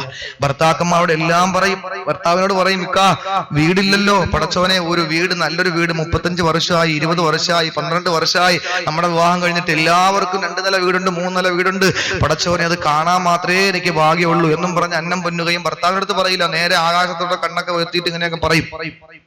എല്ലാം ആകാശത്തോട്ട് കാണിക്കുന്നതുകൊണ്ടാണ് വിമാന ദുരന്തം കൂടുതൽ ഉണ്ടാവുന്നത്. എല്ലാം അങ്ങനെയാണല്ലോ, എന്ത് പറഞ്ഞാലും പ്രാക്കെല്ലാം ആകാശത്തോട്ട് നോക്കിയിട്ട്. എന്റെ പ്രിയപ്പെട്ടവരെ, അങ്ങനെ നോക്കി സഹോദരി പറഞ്ഞോ, ഭർത്താവ് ചിന്തിച്ചു, പടച്ചോൻ എന്തായാലും അവളുടെ ആഗ്രഹമല്ലേ, എന്റെ കൂടെ ഇറങ്ങി വന്നതല്ലേ, അതുകൊണ്ട് എന്തായിരുന്നാലും ഒരു വീട് വയ്ക്കാം. ഭാര്യയോട് ചോദിക്കും, പിന്നെ എങ്ങനെയാ വീട് വയ്ക്കുന്നത്? പൈസയൊന്നുമില്ല, ആകെ കിട്ടുന്ന 40 രൂപയാണ്. ആകെ കിട്ടുന്ന 400 രൂപ. എല്ലാത്തിനും വില കൂടിയല്ല, വിമാനത്തിൽ ഒഴിക്കുന്ന ഇന്ധനത്തിനേക്കാളും വിലയാണ് നടന്ന് ഓടിച്ചു പോകുന്ന സ്കൂട്ടിയിൽ ഒഴിക്കുന്ന. വില കൂടാത്ത ഒന്നേ മാത്രമേ ഉള്ളൂ മുസ്ലിയാക്കന്മാരുടെ ശമ്പളത്തിൽ. അത് ചെയ്യാമെന്നുള്ള ഉയരമില്ല. എന്റെ പ്രിയപ്പെട്ടവരെ, ഈ ഭർത്താവ് പറഞ്ഞു, എന്തായിരുന്നാലും വീട് വെക്കണമെന്ന് നിനക്ക് ആഗ്രഹം ഉണ്ടെങ്കിൽ അതിനൊരു ഐഡിയ പറഞ്ഞതാ. ഭാര്യ പറഞ്ഞു, നിങ്ങൾക്ക് എന്താണെങ്കിലും പേഴ്സ്മെന്റ് ഇട്ടാനുള്ള പൈസ ഞാൻ ഒപ്പിച്ചു തരാം. അതെങ്ങനെ? അത് ഞാൻ സെക്രട്ടറി, എന്റെ അടുത്ത ആളാ, അയൽക്കൂട്ടത്തിന്റെ, കുടുംബശ്രീയുടെ അയൽക്കൂട്ടത്തിന്റെ സെക്രട്ടറി എന്റെ അടുത്ത ആളാ, ആരും അറിയാതെ ഞാൻ ലോൺ എടുക്കാം. ഭർത്താവ് ചോദിച്ചു, എന്തായിരുന്നാലും പിന്നെ ഇനിയിപ്പോ വാർത്തിടാനുള്ള പൈസ കിട്ടുമെന്ന് വിചാരിക്കും. ഭർത്താവ് ചോദിക്കും, എത്ര രൂപ കിട്ടും? 5000 രൂപ. അതിനപ്പുറം ഒരു കുടുംബശ്രീക്കാരൻ ലോൺ കൊടുക്കൂല. 5000 രൂപ. 5000 രൂപ ലോൺ എടുത്തു കൊടുത്തു. അൽഹംദുലില്ലാ, അത് വാങ്ങിച്ചിട്ട് നേരെ ഭർത്താവിന്റെ കൊണ്ട് കൊടുത്തു. ഭർത്താവ് വീടങ്ങ് തുടങ്ങും. എന്നിട്ട് എല്ലാവരുടെ അടുക്കലും പോയി പലിശയ്ക്ക് പൈസ വാങ്ങും. എല്ലാവരുടെ അടുക്കലും പലിശയ്ക്ക് പണം വാങ്ങി, രാജാക്കന്മാരത്തുനിന്നും വാങ്ങി, പോറ്റിമാരത്തുനിന്നും വാങ്ങി, എല്ലായിടത്തുനിന്നും വാങ്ങി. അവസാനം വീട് ടപ്പേ എന്നും പറഞ്ഞങ്ങ് ഉയർന്നു. എല്ലാം റാഹത്തായി. വിവാഹത്തിന്റെ പാല് കാച്ചായി. ഭാര്യ, എന്തൊരു സന്തോഷം, ഭയങ്കരമായ സന്തോഷം. പറതയിട്ടുണ്ടാ പാലാച്ചിന് നിൽക്കുന്നത്. വലിയ 3-4 പോക്കറ്റൊക്കെ പറതയ്ക്ക് വേണ്ടി അഡ്ജസ്റ്റ് ചെയ്ത് വെച്ച് ഇങ്ങനെ നിൽക്കാണ്. കാരണം എല്ലാം വാങ്ങി വെക്കണമല്ലോ. ഭർത്താവിനോട് ഒരാൾ പറഞ്ഞു കൊടുത്തു, എന്തായിരുന്നാലും നിങ്ങളൊരു പാലാച്ച് വെക്കി, 2 പോത്തൊക്കെ വാങ്ങി ചേർത്തിട്ട് ബിരിയാണി വെക്കി, എന്തായിരുന്നാലും ആൾക്കാരെ കൊണ്ട് തരും, നിങ്ങൾ ഒരുപാട് കൊടുത്തിട്ടുണ്ടല്ലോ, മക്കളോ നിങ്ങൾക്കില്ല എന്ന് പറയുമ്പോൾ പാവപ്പെട്ടവൻ അത് ചെയ്യും. എന്നിട്ട് അന്ന് പാതിരാത്രി എല്ലാവരും പോകുമ്പോൾ കിട്ടിയതെല്ലാം കൂടെ ചാക്കിനകത്തോണ്ട് ഉച്ചയ്ക്കയില് തട്ടിട്ട് എണ്ണി വെക്കും. പടച്ചോനെ, ബിരിയാണി കഴിച്ചില് പോത്ത് വാങ്ങിയ പൈസ പോലും കിട്ടിയില്ല. 500 എണ്ണത്തിനെ കൊണ്ടുവരും വീട്ടിൽ നിന്ന്. ആകെ കൊണ്ടുവരുന്ന 50 രൂപയാണ്. എന്നിട്ട് എല്ലാത്തിനെയും, വയ്യാത്തതിനെയും സുഖമില്ലാത്തതിനെയും മരിക്കാൻ കിടക്കുന്നതിനെയും സക്കറാത്തിന്റെ ആല് നിൽക്കുന്നതിനൊക്കെ പിടിച്ചോണ്ട് വന്നിട്ട് എല്ലാം ചാപ്പാട് ഒഴിച്ചിട്ട് 50 രൂപയും കൊടുത്തിട്ട് ഈർക്കിലോണ്ട് പല്ലും കുത്തിയിട്ട് ഇറങ്ങി അങ്ങ് പോകും. എന്റെ പ്രിയപ്പെട്ടവരെ, ചുരുക്കി പറഞ്ഞാൽ പാവപ്പെട്ടവന് കടത്തിന്റെ മേൽ കടമായി. നേരം വെളുക്കുമ്പോൾ അദ്ദേഹം ചിന്തിച്ചു, സുബ്ഹാനല്ലാഹ്, ഭാര്യ മാപ്പിളപ്പാട്ടൊക്കെ കേട്ട് ഇങ്ങനെ മത്തിയിൽ കിടക്കുമ്പോൾ ഭർത്താവ് സിമന്റ് ചാക്കും പിരിച്ചിട്ട് സിറ്റ് ഔട്ടിൽ കിടക്കാൻ. കാരണം എന്താ? കാർ പൊറിച്ച് കിടക്കുന്നു. നാളെ നേരം വെളുക്കുമ്പോൾ എന്തായിരുന്നു പരമേശ്വരൻ പോറ്റിയൊക്കെ പിടിച്ചു നിർത്താം, പക്ഷെ ഹാജിയാരെ പിടിച്ചു നിർത്താൻ പറ്റൂല. കൊടുത്തേ പറ്റൂ. കാരണം മൂമിൻ എന്ന് പറഞ്ഞാൽ വാക്ക് പാലിക്കുന്നവരാണല്ലോ. ചിലപ്പോൾ വാക്ക് പാലിക്കാത്തതിന്റെ മേൽ ശിക്ഷിച്ചാലോ. ഏത് വിഷയത്തില? പലിശരാര്യത്തില വരുന്നുണ്ട് ഇൻഷാ അല്ലാഹ് മൂന്നാറ്റുമുക്കിൽ. എന്റെ പ്രിയപ്പെട്ട സഹോദരങ്ങളെ, ഏതായിരുന്നാലും അങ്ങനെ ഭർത്താവ് വല്ലാതെ വിഷമിച്ചു കിടക്കുമ്പോൾ ഭാര്യ നോക്കുന്നു, എന്തൊരു ഗ്ലാമറ, പടച്ചോനെ, എന്റെ വീട്ടിൽ ആകെ ഉണ്ടായിരുന്നത് ഒരു പൊട്ടിയ ഗ്ലാസ് മാത്രം, കണ്ണാടി മാത്രമായിരുന്നു. എനിക്കുള്ളത് റബ്ബേ ഒരു കീറിയ ഒരു വസ്ത്രമായിരുന്നു എന്ന് ഞാനും എന്റെ ഇക്കായും കൂടി മഴ പെയ്യുമ്പോഴേ എക്സ്റേ യൂണിറ്റ് കൊണ്ട് ൂടുവലിക്കുമായിരുന്നു. പുറത്ത് കിടക്കണത് അതിനേക്കാളും ഭേദം. അങ്ങനെ ജീവിച്ചിട്ട് ഞങ്ങൾ ആകെ ഒരു കണ്ണാടി ഉണ്ടായിരുന്നു. പണ്ടെന്നോ എന്റെ ഭർത്താവിന്റെ ഉമ്മ ജീവിച്ചിരിക്കുമ്പോ വീണ് തറയുടഞ്ഞു പോയതാ. പുതിയതൊന്നും വാങ്ങാൻ പോലും പൈസ ഇല്ലായിരുന്നു. അതിലെടുത്ത് നോക്കിയ ചുണ്ട് 7000 തോന്നും, മൂക്ക് 4000 തോന്നും. അങ്ങനത്തെ കണ്ണാടിയായിരുന്നു. ഇപ്പോ പുതിയ വീടായി, ടൈലൊട്ടിച്ചു. ടൈലിൽ നോക്കിയാൽ തന്നെ മുഖം കാണാം. എങ്കിലും നിലക്കണ്ണാടിയൊക്കെ വെച്ചു എല്ലാമായി. ഭർത്താവ് വാങ്ങിക്കൊടുത്ത പാലുകാച്ചിന് വാങ്ങിക്കൊടുത്ത ഡ്രസ്സൊക്കെ ഇട്ട് നോക്കിയപ്പോ എന്തൊരു ഗ്ലാമറ. തിരിഞ്ഞും മറിഞ്ഞൊക്കെ ഒന്ന് നോക്കുമ്പോൾ വീടും കൊള്ളാം, നിലക്കണ്ണാടിയും കൊള്ളാം, ഞാനും കൊള്ളാം, വസ്ത്രവും കൊള്ളാം, എല്ലാം അടിപൊളി. അപ്പോഴാണ് ഭർത്താവ് സിറ്റ് ഔട്ടിൽ നിന്ന് എഴുന്നേറ്റ് വരുന്നത്. നോക്കുമ്പോ അത് മാത്രം കൊള്ളൂല. ഒരു കൈയും കൊടുത്ത് കരഞ്ഞ് കയറി വരിക. നാളെ എവിടെ നിന്ന് പൈസ കൊടുക്കുമെന്നും പറഞ്ഞു. അപ്പൊ ഭാര്യ ചിന്തിക്കും, എന്തായിരുന്നാലും രക്ഷപ്പെട്ടു. എന്റെ പ്രിയപ്പെട്ടവരെ, ഭർത്താവ് കരഞ്ഞുകൊണ്ടിരുമ്പോ ഭാര്യ പറയും, ഒരു കാര്യം ചെയ്യ്, പുറത്ത് പോണ, ഗൾഫിൽ പോന്ന, ഭാര്യ ചോദിക്കാം. അപ്പോഴേ അവളുടെ മനസ്സിൽ മുട്ടിട്ടു, എന്താണ്? എന്റെ വീടിനും എനിക്കും ചേർന്ന ഭർത്താവല്ല. വിദേശ രാജ്യത്ത് പണിയെടുക്കുന്ന പാവപ്പെട്ടവന് പണിയെടുക്കാൻ പോയിട്ട് അറബിക്ക് വേണ്ടിയിട്ട് പണിയെടുക്കുമ്പോൾ എന്റെ പ്രിയപ്പെട്ട സഹോദരിമാര് മനസ്സിലാക്കണം, ആ പ്രിയപ്പെട്ട ഭർത്താക്കന്മാര് അറബിയുടെ അടിമപ്പണി ചെയ്തിട്ട് പാവപ്പെട്ട സഹോദരന്മാര് പാതിരാത്രി വീട്ടിൽ വന്നിട്ട് സ്റ്റൗ കത്തിച്ചിട്ട് പച്ചരി ചോറുണ്ടാക്കി കഴിക്കാൻ വേണ്ടിയിട്ട് ശ്രമിക്കുമ്പോൾ തന്റെ പ്രിയപ്പെട്ട അറബി വീണ്ടും വിളിക്കുന്നു. ആ അറബി വിളിച്ച ഭാഗത്തേക്ക് വീണ്ടും പോയിട്ട് മടങ്ങി വരുമ്പോൾ വീണ്ടും നേരം വെളുത്തു, വീണ്ടും അടുത്ത പണിക്ക് പോകണം. ഇങ്ങനെ ആഹാരം കഴിക്കാതെ ഉറങ്ങാതെ ഈ പാവപ്പെട്ട സഹോദരന് ഒന്നും കഴിക്കാതെ അരമുണ്ടിറുക്കി കൊടുത്തിട്ട് വിദേശ രാജ്യത്ത് മണലാരുണ്യത്തിൽ പണിയെടുക്കുമ്പോൾ അരുണന്റെ കിരണമേറ്റുകൊണ്ട് മണൽത്തരികൾ ഈ മണൽത്തരികള് ചലിക്കുമ്പോൾ അതല്ലെങ്കിൽ തിളച്ചു മറിയുമ്പോൾ എന്റെ സഹോദരിമാർ ആലോചിക്കണം, ആ സന്ദർഭത്തിൽ പണിയെടുക്കുമ്പോൾ ചിന്തിക്കുന്നതെന്താ? എന്റെ ഭർത്താവിന് എന്റെ ഭാര്യയ്ക്ക് വേണ്ടിയിട്ടല്ലേ, എന്റെ അരുമ സന്താനങ്ങൾക്ക് വേണ്ടിയിട്ടല്ലേ, എന്റെ പ്രിയപ്പെട്ട ഭാര്യ എന്നെയും കാത്ത് പ്രതീക്ഷയോടെ വീട്ടിയിരിക്കുകയാണ്. അവൾ എന്തൊക്കെയോ സ്വപ്നം കണ്ടിട്ട് ഇതുവരെയും നല്ല ഒരു സാരി കൊടുക്കാൻ ഭാഗ്യമില്ലാത്തവളാ. അവൾക്ക് വേണ്ടിയിട്ട് നല്ല ഒരു ഗൾഫ് സാരി വാങ്ങിക്കൊണ്ട് എനിക്ക് പോകണം. അതുപോലെ എന്റെ പൊന്നുമക്കള് ഇതുവരെയും ഒരു ചെറിയ ₹1 പെൻസിൽ വെച്ച് എഴുതിയ മക്കളാ. ആ പൊന്നുമക്കൾക്ക് ഞാൻ എന്റെ വിദേശ രാജ്യത്തെ കഷ്ടപ്പാടിന്റെ വേദനയുടെ നൊമ്പരത്തിന്റെ ഒരുപാട് മണമുള്ള പേന വാങ്ങിക്കൊണ്ടു പോകണം. അതിനുവേണ്ടി ഞാൻ വിശപ്പ് സഹിച്ചല്ലേ മതിയാവുകയുള്ളൂ എന്ന് പറഞ്ഞിട്ട് വിശന്നൊക്കെ വയറുമായിട്ട് പണിയെടുക്കുന്ന ആഴ്ചകളുടെ രാപ്പകലുകൾ തള്ളിനേക്കുമ്പോൾ നീ എങ്ങനാണ് മോളെ നിന്റെ വീടിന്റെ മുറിയുടെ അപ്പുറത്തെ മുറിയിൽ കിടക്കുന്ന കണ്ണു കണ്ടൂടാത്ത ചെവി കേട്ടൂടാത്ത വാപ്പായുമായും ഉറങ്ങുമ്പോ നിന്റെ ഇടവും വലവും കിടന്നിറങ്ങുന്ന പറക്കമുറ്റാത്ത പൊന്നുമക്കൾ കിടന്നിറങ്ങുമ്പോൾ ഏതോ ഒരു മൊബൈലിലൂടെ പരിചയപ്പെട്ട എംബോക്കിയുമായിട്ട് പാതിരാത്രികളെ പകലുകളാക്കിയിട്ട് മൊബൈലിലൂടെ സംസാരിച്ചിട്ട് സമയം ചെലവഴിക്കുമ്പോൾ നിന്റെ അപ്പുറത്ത് കിടക്കുന്ന വാപ്പ അറിയുന്നില്ല, നിന്റെ ഇപ്പുറത്ത് കിടക്കുന്ന മക്കൾ അറിയുന്നില്ല. നിനക്ക് വേണ്ടി പട്ടിണി കിടന്ന് ഉറക്കമൊഴിഞ്ഞിട്ട് കഷ്ടപ്പെടുന്ന പ്രിയപ്പെട്ട ഭർത്താവ് അറിയുന്നില്ല. എവിടെയാണ് പെണ്ണേ നീ പോകുന്നു? നീ എവിടെ പോയാലും, ആശുപത്രി പോയാലും, ഓഡിറ്റോറിയത്തിൽ പോയാലും, കുടുംബശ്രീക്ക് പോയാലും, അയൽക്കൂട്ടത്തിന് പോയാലും, എവിടെ പോയാലും റീചാർജ് കൂപ്പൺ വാങ്ങിയിട്ട് വിദേശ രാജ്യത്തുള്ള ഭർത്താവിനെ വഞ്ചിച്ചുകൊണ്ട് നീ അന്യപുരുഷന്മാരുമൊത്ത് സംസാരിച്ച് പകലുകളെ രാത്രികളെ പകലുകളാക്കി മാറ്റുമ്പോൾ ഇതെല്ലാം കണ്ടുകൊണ്ട് ഒരു പടച്ചവൻ ഇരിക്കുന്നെന്നറിയണേ സഹോദരി. നീ ഭർത്താവിനെ വഞ്ചിക്കല്ലേ. ഞാൻ താമസിക്കുന്ന പനവൂരിന് തൊട്ടടുത്തൊരു സ്ഥലമുണ്ട്, പനയമുട്ടം. എന്റെ പ്രിയപ്പെട്ടവരെ, ആ പനയമുട്ടം എന്ന് പറയുന്ന പ്രദേശത്ത് റജുല എന്ന പേരുള്ള 33 വയസ്സുകാരി തന്റെ മൊബൈലിലൂടെ പരിചയപ്പെട്ട അമുസ്ലിമായ ചെറുപ്പക്കാരന് വേണ്ടിയിട്ട് 14 വയസ്സുകാരിയായ ജസ്നാഗ് എന്ന് പറയുന്ന പച്ചപ്പനം തട്ട പോലെയുള്ള സുന്ദരിയായ സുമതിയായ നൂറാരെ പോലെ നിൽക്കുന്ന തിളങ്ങുന്ന ശരീരമുള്ള തന്റെ പ്രിയപ്പെട്ട പൊന്നുമോള് ഏതോ ഒരു മൊബൈലിലൂടെ പരിചയപ്പെട്ട എംബോക്കിക്ക് വേണ്ടിയിട്ട് ദിവസവും തന്റെ പ്രിയപ്പെട്ട ഭർത്താവ് വിദേശ രാജ്യത്ത് പണിയെടുക്കുമ്പോൾ തന്റെ കാമുകനായ അമുസ്ലിം ചെറുപ്പക്കാരനെ വീടിന്റെ മുകളിൽ റാക്കിൽ പിടിച്ചു കിടത്തിയിട്ട് അവിടെ ഭക്ഷണം മുടങ്ങാതെ എത്തിച്ചു കൊടുത്തിട്ട് അവിടെ എല്ലാ സംവിധാനങ്ങളും ഒരുക്കിയിട്ട് 14 വയസ്സുകാരിയായ പ്രായപൂർത്തിയായ ജസ്നാഗ് എന്ന് പറയുന്ന പാവപ്പെട്ട സഹോദരി ആ പൊന്നുമോളിത് കണ്ടുപിടിച്ചിട്ടുമ്മ നിങ്ങളുടെ പോക്കപ്പുറ ശരിയല്ല, ഇത് വാപ്പയോട് ഞാൻ പരാതി പറയുമെന്ന് പറയുമ്പോൾ നീയും ഞാനും എന്റെ കാമുകനും തമ്മിലുള്ള ജീവിതത്തിന് തടസ്സം വെക്കുന്നത് നീയാണ് എന്ന് പറഞ്ഞിട്ട് കാമുകനോട് കണ്ണു കാണിച്ചിട്ട് ആശുപത്രിയിൽ എന്ന് പറഞ്ഞിട്ട് റജുലാകുന്ന 33 വയസ്സുകാരിയെന്ന ഈ സമുദായത്തിന്റെ നാമധാരിയായ സഹോദരി ഇറങ്ങി മാറിക്കൊടുക്കുമ്പോൾ അന്യ സമുദായത്തിൽപ്പെട്ട ഒരു ചെറുപ്പക്കാരനല്ലേ 14 വയസ്സുകാരിയായ ജസ്നാഗ് എന്ന് പറയുന്ന പൊന്നോളെ ചുള്ളാറിന്റെ സാലുകൊണ്ട് കടുപ്പ് ധരിച്ചു കൊന്നുകളയാ എന്റെ പെണ്ണേ, എന്റെ ഉമ്മ.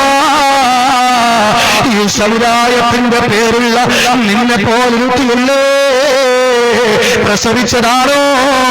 ചിന്തിക്കണേ എന്റെ സഹോദരിമാരെ. കുപ്പഴിഞ്ഞ ലൈംഗിക ജീവിതത്തിന്റെ മുന്നില് ചോദ്യചിഹ്നമാകെ നിന്നെ എടുത്തു കാണിക്കുമ്പോൾ സൂചി മുതല് സിംഹാസനം വരെ പരസ്യത്തിന് നിന്റെ ശരീരം പ്രദർശിപ്പിക്കപ്പെടുമ്പോ മുസ്ലിം പെണ്ണേ ഭർത്താവിനെ വഞ്ചിക്കല്ലേ. എന്നാലും ആ നിനക്ക് സ്വർഗം കിട്ടൂല. അല്ലാഹു നിനക്ക് തരുന്നത് കത്തിക്കാളുന്ന നരകമായിരിക്കും. അത് താങ്ങാൻ നിനക്ക് കഴിയോ? കഴിയുമെങ്കിൽ കഴിഞ്ഞോ, ഇല്ലെങ്കിൽ പശ്ചാത്തലിച്ച് പൊട്ടിക്കരഞ്ഞിട്ട് ഈ പാതിരാത്രി തൗബ ചെയ്ത് മടങ്ങിക്കോ. അല്ലാഹു നമ്മളെ കാത്തുരക്ഷിക്കട്ടെ. അള്ളാഹുവിന്റെ റസൂല് പറഞ്ഞു, മൂന്നാമത്തെ വിഭാഗം ഭർത്താവിനോട് അവന് കഴിയാത്ത കാര്യങ്ങൾ നിർബന്ധിക്കുന്നവരാണ്. ഭർത്താവിനോട് ചോദിക്കുമ്പോൾ അവന് കഴിയുന്നത് മാത്രം നിർബന്ധിക്കാൻ പാടുള്ളൂ. എന്റെ പ്രിയപ്പെട്ടവരെ, ചില സ്ത്രീകൾക്ക് ഒരു സ്വഭാവമുണ്ട്. അവർ പറയുന്നത് എന്താ, നിങ്ങൾക്ക് വേണ്ടെങ്കിൽ എന്നെ കൊണ്ടുവന്നാക്കി. അത് പറയുമ്പോ തീർന്നു എന്നാ. നിങ്ങൾക്ക് അതായത് തൊലാക്ക് ചൊല്ലിയേക്കാൻ. അതിന്റെ അർത്ഥം റസൂലുള്ളാഹി പറയുന്ന, ഏതെങ്കിലും ഒരു സ്ത്രീ ഭർത്താവിനോട് ആവശ്യമില്ലാതെ തൊലാക്ക് ചോദിച്ചാൽ റസൂലുള്ളാഹി പറയാണ്, ഹറാമുൻ അലൈഹാ റായിഹത്തുൽ ജന്നah. സ്വർഗത്തിൽ പോകാൻ പറ്റില്ലെന്നല്ല, സ്വർഗത്തിന്റെ പരിമളം അവർക്ക് നിഷിദ്ധമാണ്. ഈ സ്റ്റേജിൽ ഈ മർഹൂം ജഅഫർ സ്വാദിഖ് മൗലാന നഗറിൽ, അതായത് ഈ സ്റ്റേജിൽ ഈ പീഠം നിൽക്കുന്ന സ്ഥലത്ത് സ്വർഗമാണെന്ന് ധരിക്കും. സ്വർഗമാണ്. ഇവിടെ നിന്ന് ഒരാൾ ഇറങ്ങി നടന്നാൽ 500 വർഷം നടക്കുമ്പോൾ എവിടെ എത്തും? അവിടം വരെ ഈ സ്വർഗത്തിന്റെ മണം അടിച്ചു വീശും. മഴ പെയ്യാണല്ലേ. 500 വർഷം നടന്നാൽ എവിടെ എത്തും? ഇവിടെ നിന്ന് ഇപ്പൊ നടക്കാണ്. ഈ ദിവസം സമയം എഴുതി വെച്ചിട്ട് 500 വർഷം ജീവിച്ചത് അത്ര നാൾ ജീവിച്ചിരിക്കൂല. ഏതായാലും ഇറങ്ങി നടക്കുമ്പോ 500 വർഷം എത്തുമ്പോ എവിടെ എത്തുവോ അവിടം വരെ ഈ സ്വർഗത്തിന്റെ മണം അടിച്ചു വീശും. അപ്പൊ 500 വർഷമേ ഉള്ള അത്രയുള്ള അവസ്ഥ അല്ല. അവിടത്തെ ഒരു ദിവസം ഇവിടത്തെ 50,000 വർഷം. അവിടത്തെ ഒരു ദിവസം ഇവിടത്തെ 50,000 വർഷം. അങ്ങനത്തെ അവിടത്തെ 500 വർഷം അത്ര അടിച്ചു വീശുന്ന പരിമളം സ്വർഗത്തിൻ്റെത്. അതിന്റെ പരിമളം അടിക്കൂല അവക്ക്. ഒറ്റ കാര്യം, നിങ്ങൾ എന്നെ തൊലാക്കില്ലേക്ക് എന്ന് പറഞ്ഞാൽ മതി, സ്വർഗത്തിന്റെ പരിമളം അടിക്കൂല. അപ്പൊ സ്വർഗത്തിന്റെ എത്രയോ മൈലപ്പുറത്തായിരിക്കും ഈ സ്ത്രീ ഉള്ളത്. സ്വർഗം കാണാൻ പോലും ഭാഗ്യം കിട്ടൂല. അതുകൊണ്ട് ഗൗരവത്തോടെ എടുത്തു. അള്ളാഹു തൗഫീഖ് നൽകട്ടെ. നാലാമത്തെ വിഭാഗം നമ്മുടെ ടൈം അവസാനിക്കാൻ പോകുന്നു. നാലാമത്തെ വിഭാഗം കൂടി ഞാൻ പറയാം എന്റെ സഹോദരിമാരെ. നാലാമത്തെ വിഭാഗം അള്ളാഹുവിന്റെ റസൂല് പറഞ്ഞു, നമ്മുടെ സംഘാടകര് ഒരു ബക്കറ്റ് കളക്ഷൻ പോലും അൽഹംദുലില്ലാ, ഇത് വല്ലാത്ത ഒരു സുന്ദരമായ ഒരു സദസ്സാണ്. പറയാതിരിക്കാൻ നിർവാഹമില്ല. കാരണം എന്നറിയോ, ചില സദസ്സില് 1/2 മണിക്കൂർ പ്രസംഗം, 1/2 മണിക്കൂർ ദുആ, 1 മണിക്കൂർ പിരിവ്. വാളുകൾക്ക് എന്താ, ഒന്നുമില്ല, ഒന്നും പറയാൻ പറ്റൂല. എന്നിട്ട് പറയും, ഉസ്താദ് അവിടെ കൂടെ ഇറങ്ങി അങ്ങ് പോയി, ഒന്നും പറഞ്ഞില്ല. എങ്ങനെ പറയും? ഇതിലോ വിഷയത്തിലൊന്ന് കേറണ്ടേ? കേറുമ്പോ സമയം തീരും. ഉസ്താദെ പിരിവ് ഇതാ പറയുന്നത്. ഒരു സ്ഥലത്ത് അള്ളാഹുവെ പ്രസംഗിക്കാൻ ചെന്നപ്പോൾ പിരിവോട് 2 ചെറുപ്പക്കാര് വാള് വെച്ചപ്പോൾ അവർക്ക് ആകെ ടെൻഷൻ. SLC പഠിച്ചു കഴിഞ്ഞ 10-15 കുട്ടികളാ. 2 ദിവസത്തെ വാളു ഞാനായിരുന്നു അവിടെ. 1-ാം ദിവസം എന്ന് പറഞ്ഞു, ഉസ്താദ് 5 പൈസ കിട്ടിയില്ല. ഞാൻ പറഞ്ഞൊരു കാര്യം ചെയ്യും, നിങ്ങൾ ധൈര്യമായിട്ട് നാളെ രാവിലെ എല്ലാ ഗൾഫാറ വീട്ടിലും പോയി, നാളെ ദിവസം കൂടെ അല്ലേ ഉള്ളൂ. എന്നിട്ട് കിട്ടുന്ന സാധനങ്ങൾ വാങ്ങിക്കൊണ്ട് നിങ്ങൾ ഞാൻ വരുന്നതിന് മുമ്പ് ലേലം ചെയ്തേക്കും. അപ്പോൾ നിങ്ങൾക്ക് എന്തായാലും കിട്ടും. അൽഹംദുലില്ലാ. അങ്ങനെ അവർ പോയി പിരിവ് നടത്തി. പിറ്റേന്ന് ഞാൻ പ്രസംഗത്തിൽ ചെന്നപ്പോൾ ഭയങ്കര സന്തോഷം. അതിൽ സെക്രട്ടറി +1 പഠിക്കുന്ന ഒരു പയ്യനാണ്. അവൻ പറഞ്ഞു, ഉസ്താദ് എല്ലാം റാഹത്തായി. സ്ത്രീകൾ പ്രത്യേകം പറഞ്ഞു, എല്ലാവരും സഹകരിച്ചു. സ്ത്രീകൾ പ്രത്യേകം പറഞ്ഞു, തന്ന ലിസ്റ്റൊക്കെ ഒന്ന് വായിക്കണം എന്ന് പറഞ്ഞിരിക്കുകയാണ്, അതുകൊണ്ട് അതിനുള്ള അവസരം തന്നെ. ഞാൻ പറഞ്ഞു, പ്രസംഗം കഴിയട്ടെ, ദുആക്ക് മുമ്പ് അവസരം തരാൻ തോന്നുന്നു. അങ്ങനെ അവനെ വിളിച്ചു. അവൻ കയറിയിട്ട് പറഞ്ഞു, കിട്ടിയ സാധനങ്ങളെല്ലാം വായിച്ചു. സുബൈദ 3 സ്പ്രേ, ആരിഫ 3 സെന്റ്, ലത്തീഫ ഒരു ബെഡ്ഷീറ്റ് എന്നും പറഞ്ഞ് ഗൾഫിൽ നിന്ന് കിട്ടിയ സാധനങ്ങൾ അതെല്ലാം വായിച്ച് വന്നിട്ട് അവസാനം ഒത്തിരി ഉണ്ടായിരുന്നു. എവനാണെങ്കിൽ നിൽക്കാൻ പോയ സന്തോഷം. അവസാനം വായിക്കുക, പേര് പറയാൻ പഠിക്കുന്ന സഹോദരി ശംഭു 1. ഞാൻ അല്ലാഹു, ഇതാടാ ദീനിന്റെ മജ്‌ലിസിൽ ശംഭു കൊടുത്തത്. യഥാർത്ഥത്തിൽ പള്ളിയുടെ അടുത്ത് വന്നപ്പോൾ ഒരു സഹോദരി പറഞ്ഞു, മക്കളെ ഒന്നുമില്ല. അമ്മ താത്ത അത് പറഞ്ഞാൽ പറ്റൂല, എല്ലാവരും തന്നു, സ്റ്റേജ് നിങ്ങളെ വീട്ടിനടുത്താണ്, അതുകൊണ്ട് നിങ്ങൾ എന്തെങ്കിലും തന്നേ പറ്റൂ. നോക്കിയപ്പോ 3 കൊല്ലത്തിന് മുമ്പ് ഭർത്താവ് വന്നിട്ട് പോയപ്പോ കൊണ്ടുവച്ച ഒരു ഷാമ്പു അലമാര ഇരിക്കായിരുന്നു. അതെടുത്ത് കൊടുത്തു. ഈ സന്തോഷം കൊണ്ട് ചെറുപ്പക്കാരൻ പറഞ്ഞപ്പോ ശംഭു ആയി പോയതാ. അപ്പൊ ഇങ്ങനെ പിരിവും ലേലവുമായിട്ട് വല്ലാത്തൊരു ഇതാണ്. അപ്പൊ ഏതായിരുന്നാലും ഇവിടെ പിരിവൊന്നുമില്ല. എങ്കിലും ഇൻഷാ അല്ലാഹ് നാളെ ദുആ ഉണ്ടായിരിക്കും.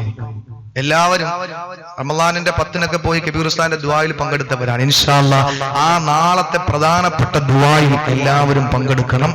കാര്യമായിട്ടുള്ള സംഭാവന ഇൻഷാ അല്ലാഹ് ഇതിന്റെ സംഘാടകരെ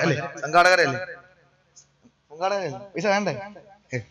സംഘാടകരെ ഏൽപ്പിക്കണം. ഇൻഷാ അല്ലാഹ് നാളെ ദുആ ഉണ്ടാവും, ഇന്നും ദുആ ഉണ്ടാവും. നമ്മൾ എല്ലാവരും പോകുന്ന സ്ഥലങ്ങളിലൊക്കെ ദുആ ചെയ്യും ഇൻഷാ അല്ലാഹ്. അതുകൊണ്ട് എല്ലാവരും ആത്മാർത്ഥമായിട്ട് അതുമായി സഹകരിക്കണം.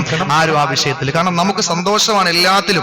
നിങ്ങൾക്ക് സന്തോഷമാണ്, ആരും ചോദിച്ചില്ലല്ലോ. അപ്പൊ ഇതെല്ലാം ഒന്നും പിരിച്ചിട്ടില്ല, ഒരു രസീത് കുറ്റി ഒന്നുമില്ല, ഒരു ബക്കറ്റും ഇല്ല, ഒന്നുമില്ല. ബക്കറ്റ് ഉണ്ടാണെങ്കിൽ എപ്പോഴേ കാണാൻ ഏറ്റവും പറയുന്ന ഹാദി ഇങ്ങനെ കാണിക്കുന്നത് നിർത്താറായി. അപ്പൊ അങ്ങനെ എല്ലാവരും ആത്മാർത്ഥമായിട്ട് അതിന് സഹകരിക്കണം. ആബിറുസാദിന്റെ വലം കയ്യാണ്. അല്ലാഹു തആല എല്ലാവർക്കും ദീർഘായുസ്സത്ത് അനുഗ്രഹിക്കുമാറാകട്ടെ. പ്രിയപ്പെട്ടവരെ, നാലാമത്തെ വിഭാഗം അള്ളാഹുവിന്റെ റസൂല് പറഞ്ഞ നാലാമത്തെ വിഭാഗം ഏതാ? ഇംറഅത്തുന്നതൊരു സ്ത്രീയാണ്, ഇംറഅത്തുന്നതൊരു സ്ത്രീയാണ്, ലൈസ ലഹാ ഇല്ലൽ അക്ലു വശുർബു വന്നൗമു, തീറ്റ കുടി ഉറക്കം ഇതല്ലാതെ മറ്റൊന്നുമില്ല. എന്റെ സഹോദരിമാരെ, 3 വിഭാഗത്തിൽ നിങ്ങൾ പെട്ടിട്ടില്ലാതിരിക്കാം. പക്ഷേ അള്ളാന്റെ തൗഫീഖ് കൊണ്ട് നാലാമത്തിൽ നിങ്ങൾ പെടുമെന്നുള്ള കാര്യത്തിൽ സംശയമില്ല. നാലാമത്തെ വിഭാഗം റസൂലുള്ളാഹി പറയുന്നു, ഇംറഅത്തുനു അതൊരു സ്ത്രീയാണ്, ലൈസ ലഹാ ഇല്ലൽ അക്ലു വശുർബു വന്നൗമു, തീറ്റ കുടി ഉറക്കം കാന പീന സോന ഇതല്ലാതെ മറ്റൊന്നുമില്ലാത്ത സ്ത്രീയാണ്. ലൈസ ലഹാ റഗ്ബത്തുൻ ഫിസ്സലാ, നിസ്കരിക്കണമെന്ന ചിന്തയില്ല, വലാ ഫീ ത്വാഅത്തില്ല, അല്ലാഹുവിനെ വഴിപ്പെടണമെന്ന ചിന്തയില്ല, വലാ ഫീ ത്വാഅത്തി റസൂൽ, റസൂലുള്ളാഹിനെ വഴിപ്പെടണമെന്ന ചിന്തയില്ല, വലാ ഫീ ത്വാഅത്തി സൗജിഹാ, ഭർത്താവിനെ അനുസരിക്കണമെന്ന് വഴിപ്പെടണമെന്ന ചിന്തയില്ലാത്തവളാണ്. അവളാണ് നാലാമത്തെ വിഭാഗമെന്ന് അല്ലാഹുവിന്റെ റസൂൽ നബി മുഹമ്മദ് മുസ്തഫ. എന്റെ സഹോദരിമാര്, ഇതിന് നമ്മൾ പെട്ടുപോയിട്ടില്ലേ? അയൽക്കൂട്ടത്തിന്റെ തൊഴിലുറപ്പിന്റെ പദ്ധതി കൂടെ പണിയെന്ന് പറഞ്ഞിട്ട് നമ്മൾ രാവിലെ ഇറങ്ങിപ്പോയാൽ എപ്പോഴാ വീട്ടിൽ വരുന്നത്? നമുക്ക് നിസ്കാരമുണ്ടോ? റമളാനിൽ ഉപയോഗിച്ച നമസ്കാര കുപ്പായം അതാ കഴുകി സൂപ്പർ വൈറ്റ് മൂക്കയിട്ട് കുറച്ച് അത്തരം തേച്ചിട്ട് അലമാരയുടെ ഏറ്റവും അടിയിൽ നമ്മൾ വെച്ചു. ഇൻഷാ അല്ലാഹ് ഇനി എന്നാണ് പാളയിമാമ ജമാലുദ്ദീൻ മങ്കടയോ അതുപോലെ മണക്കാടി മാമ ഗഫാർ മൗലവി കബീർ മൗലവിയൊക്കെ എന്നാണ് പിറകണ്ടു എന്ന് പറയുന്നത്? അമ്മേ ഞാനിത് എടുക്കൂ എന്ന് പറഞ്ഞിട്ട് മടക്കി അലമാരയുടെ അടികൾ വെച്ചിരിക്കുന്നവരെ ആലോചിച്ചോ? റമളാനിൽ മാത്രമല്ല പടച്ചോനുള്ളത്, ശവ്വാലിലും പടച്ചോനുണ്ട്, എല്ലാ ദിവസവും അല്ലാഹുവുണ്ട്. എന്റെ സഹോദരി, നമസ്കാരം നിർവഹിച്ചു. അല്ലാഹുവിന്റെ റസൂല് പറയുന്നു, നിസ്കാരമില്ല, അതുപോലെ പടച്ചോനെ വഴിപ്പെടലില്ല, അതുപോലെ റസൂലുള്ളാഹിനെ വഴിപ്പെടലില്ല, ഭർത്താവിനെ അനുസരിക്കലില്ല. ആകെ ഉള്ളതെന്ന് പറഞ്ഞാൽ തിന്നണം, ഒന്ന് ഉറങ്ങണം, ഒന്ന് കുടിക്കണം. തിന്നണം, അത് താഴോട്ടൊന്ന് ഇറങ്ങാൻ, വെള്ളം കുടിക്കണം, അത് കഴിഞ്ഞാ ബിസ്മില്ലാ, ഒറ്റ ഉറക്കം. ഇതെല്ലാം വേറെ ഒന്നുമില്ല. രാവിലെ എണീച്ചാൽ പിന്നെ വേറെ സ്വഭാവമുണ്ട്. ആദ്യം നോക്കുന്ന തലേനയുടെ അടിയിൽ ഊരി വെച്ച് താലി മാലുണ്ടാന്ന് നോക്കും. അത്ര അല്ലാതെ ഈ 3 കാര്യം അല്ലാതെ പിന്നുള്ള ഇത് മാത്രം.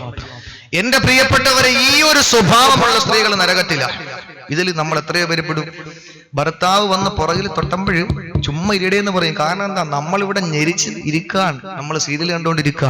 സീരിയല് റമളാൻ കഴിഞ്ഞ് റമളാനിന്റെ 11 മണിക്കും 12 മണിക്കും ഭർത്താവ് എഴുത്തിക്കാഫിനും ലൈലത്തുൽ ഖദർ ഹയാത്താക്കാനൊക്കെ പോയിട്ട് മടങ്ങി വരുമ്പോഴും ഭാര്യ ടിവിയുടെ മുമ്പേ, ഭർത്താവ് വരുമ്പോഴേ കാറിയും തുപ്പിയൊക്കെ വരുള്ളൂ. അപ്പോഴേ ഉടനെ ചാനൽ മാറ്റും. ഭർത്താവ് എന്താടി നീ കണ്ടോണ്ടിരുന്നത്? അത് ഞാൻ ഹറമിലെ ഇമാമിന്റെ ഓതൽ കേൾക്കാൻ. എന്താണ് കണ്ടോണ്ടിരിക്കുന്നത്? കുങ്കുമപ്പൂ. റമളാനിലും അത് ഓഫാക്കൂല. ഇപ്പൊ അങ്ങനെയാണ്. അതുകൊണ്ട് ഇപ്പൊ നല്ല എല്ലാ സമയവും ഓരോ സമയം കവർന്നെടുത്തെടുത്തെടുത്തെടുത്തെടുത്ത് മഗ്രിബ് കഴിഞ്ഞ് ഇശാ കഴിഞ്ഞ് ഇങ്ങനെ ഓരോ വകുത്തുമായി ഇപ്പൊ രാത്രി പെണ്ണുങ്ങളെ ഉറക്കയില്ല. പാശ്ചാത്യം. എന്റെ പ്രിയപ്പെട്ടവരെ, ഉടുക്കുന്നത് പാശ്ചാത്യം പറയുന്നത്, കുടിക്കുന്നത് പാശ്ചാത്യം പറയുന്നത്, കാണുന്നതും കേൾക്കുന്നതും എല്ലാം ധരിക്കുന്നതടക്കം പാശ്ചാത്യം പറയുന്നത്. സമയമായില്ലേ കാലഘട്ടത്തിന്റെ ചവറ്റുകൊട്ടയിലേക്ക് പുറങ്കാലി കൊണ്ട് ചവിട്ടി എറിഞ്ഞിട്ട് ഖദീജയുടെ ജീവിതത്തിലേക്ക് വരാ, ആയിഷയുടെ ജീവിതത്തിലേക്ക് വരാ, ഫാത്തിമാബിയുടെ ജീവിതത്തിലേക്ക് വരാ, പ്രവാചകന്റെ പത്നിമാരുടെ ജീവിതത്തിലേക്ക് വരാൻ. എന്റെ പ്രിയപ്പെട്ട പെങ്ങന്മാരെ, ഇനി എന്തിനാ മടിച്ചു നിൽക്കുന്നത്? കടന്നുവെക്കോ, ഖുർആനിലേക്ക് മടങ്ങിക്കോ, ആദരവായ പ്രവാചകന്റെ ഹദീസുകളിലേക്ക് മടങ്ങിക്കോ, ഇസ്ലാമിലേക്ക് മടങ്ങിക്കോ. അതാണ് നിനക്ക് രക്ഷ, അല്ലെങ്കിൽ നിനക്ക് രക്ഷയില്ല. അതുകൊണ്ട് മടങ്ങാനുള്ള സമയം കഴിഞ്ഞു. അതുകൊണ്ട് ജാഗ്രതയിൽ ഈ പാതിരാത്രി നമ്മൾ തീരുമാനിക്കുക. ഇൻഷാ അല്ലാഹ് നമ്മൾ തീരുമാനമെടുത്ത് ഉയർന്നാൽ മലക്കുകളെക്കാൾ ഉയരാൻ കഴിയും. ഇല്ലെങ്കിലോ ഖുർആനിലെ നാളെ പറയും, നാൽക്കാലികളെക്കാൾ പട്ടിയേക്കാൾ താഴേണ്ടി വരും. അല്ലാഹു കാത്തിരക്ഷിക്കട്ടെ. നിസ്കാരമില്ല, ഒന്നുമില്ല. എന്റെ പ്രിയപ്പെട്ടവരെ, അതുകൊണ്ട് ഇൻഷാ അല്ലാഹ് സഹോദരിമാരി 4 വിഭാഗത്തിൽ നിന്നൊക്കെ ഇത് വിശദീകരിക്കേണ്ടതാണ്, സമയമില്ല.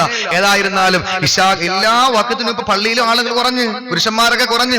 ഒറ്റ ഹദീസ് നിങ്ങൾ നോക്കിയാൽ മതി. റസൂലുള്ള പറഞ്ഞു, ഒറ്റ ഹദീസ് നബി തങ്ങൾ പറയാൻ, ഞാൻ വിറക് ശേഖരിച്ചിട്ട് അതുമായി പള്ളിയിൽ നിസ്കരിക്കാൻ വരാത്തവരുടെ വീട്ടിൽ ചെന്നിട്ട് കരിച്ചുകളെ ഞാൻ ആഗ്രഹിക്കാൻ, ഞാൻ ചിന്തിക്കാൻ അതിനെ പറ്റിയിട്ട് അത്ര ഗൗരവത്തോട് പറഞ്ഞിട്ട് പറഞ്ഞു, നബി തങ്ങൾ പറയാൻ, ഇവർക്ക് പള്ളിയിൽ നിന്ന് ഒരു എല്ലിൻ കഷണം കിട്ടുന്നു എന്ന് അറിഞ്ഞാൽ അവര് ഇൻഷാ അല്ലാഹ് ഇശാ നിസ്കാരത്തിന് അവിടെ എത്തും. എന്ന് പറഞ്ഞാൽ പള്ളിയിൽ ചാപ്പാടുണ്ടെങ്കിൽ നമ്മൾ എത്തും, ഇല്ലെങ്കിൽ എത്ര വാക്ക്, എത്ര അന്വർത്ഥമാണ് സഹോദരൻ. റസൂലുള്ളാഹി പറയാ, എല്ലിന്റെ മീതെ മാംസമുള്ള 2 എല്ലിൻ കഷ്ണം ഉണ്ട് എന്ന് പറഞ്ഞാൽ ചിക്കനും മട്ടനും ഒക്കെ ഉണ്ടെന്ന് പറഞ്ഞാൽ അവർ ഇശാക്കത്തും തറാവീഹിന് വരും, നിസ്കരിക്കാൻ വരും. പക്ഷെ അതില്ലെങ്കിലോ അവർ പള്ളിയിൽ വരൂല. ഇത് നബിതങ്ങൾ പറഞ്ഞു, ബുഖാരി ശരീഫ് റിപ്പോർട്ട് ചെയ്തതാണ്. എന്റെ സഹോദരങ്ങളെ, അതുകൊണ്ട് നമ്മൾ ആലോചിക്കും, നമസ്കാരം സ്ത്രീകളും എല്ലാവരും അത് മുടക്കി വെച്ചിരിക്കുകയാണ്. തുടങ്ങിക്കോ. കല്യാണം കഴിയുമ്പോൾ കല്യാണം, അല്ലോ മോളെ നിശ്ചയമൊക്കെ ആയില്ലേ, ഇനിയിപ്പോ നിസ്കരിക്കാൻ പോകുന്നത് എങ്ങനെയാണ്? കല്യാണം വിളിക്കണം, മാല വാങ്ങണം, അതുപോലെ പിന്നെ തുണിയെടുക്കാൻ പോകണം, അവിടെ പോകണം, ഇവിടെ പോകണം. അങ്ങനെ അതൊക്കെ കഴിഞ്ഞിട്ട് കല്യാണത്തിന്റെ സമയമാകുമ്പോൾ പിന്നെ അന്ന് ഭയങ്കര തിരക്കായിരിക്കും. പിറ്റേന്ന് അടുക്കള, അതുപോലെ തന്നെ അങ്ങോട്ട് പോക്ക് ഇങ്ങോട്ട് പോക്ക്, മറുവീട് ഇടുവീട് എന്ന് പറഞ്ഞിട്ട് അലമാരയും കപ്പക്കൊലയൊക്കെ വാങ്ങിച്ച് വീട്ടിൽ വെക്കണം. പിന്നെ ആകെ ഒരു ബഹളം തന്നെ. അത് കഴിഞ്ഞിട്ട് പിറ്റേന്നാവൻ പറയും, എന്തായിരുന്നാലും ഇത്രയും നാളായല്ലോ, എന്റെ മരുമോഹൻ അടുത്ത ആഴ്ച ഗൾഫിൽ പോവാ, എന്റെ മോക്കാണെങ്കിൽ ഒന്നും അറിഞ്ഞുകൂടാ, അതുകൊണ്ട് എന്തായിരുന്നാലും എവരുടെ കൂടെ എല്ലാ വീട്ടിലും ഒന്ന് ഞാനും പോകാൻ പോകണമെന്ന് പറഞ്ഞിട്ട് 90 വയസ്സായ അമ്മാമായും 8 വയസ്സായ 50 വയസ്സായ അമ്മാമായും എല്ലാവരും അമ്മായി തള്ള എല്ലാം ലാച്ച ഇട്ടുകൊണ്ട് നേരെ വണ്ടിയുടെ മുമ്പ് കയറിയിരിക്കും. ഇതിനു വേണ്ടിയിട്ടാ ആ മരുമോനും മോളും പോവാണ് വിരുന്നിന്, അവരെ കൂടെ പോണം. നേരെ പോയി കറങ്ങിയടിച്ച് വരുമ്പോഴേക്ക് എന്റെ പ്രിയപ്പെട്ടവര് മരുമോൻ ഗൾഫിൽ പോകും. നിസ്കാരം തുടങ്ങിയിട്ടില്ല ഇതുവരെ, വിവാഹാലോചന വന്നപ്പോൾ മുടക്കിയതാണ്. പിന്നെ നിസ്കരിക്കാൻ വേണ്ടി തയ്യാറായി നിസ്കാരക്കൊപ്പായ കഴുകിയിട്ട് പാറ്റയൊക്കെ ദൂരിയൊക്കെ കഴുകിയിട്ട് നേരെ എല്ലാം റെഡിയാക്കി റാഹത്തായിട്ട് വരുമ്പോഴാണ് സുബ്ഹാനല്ലാഹ് മോക്ക് വിശേഷം.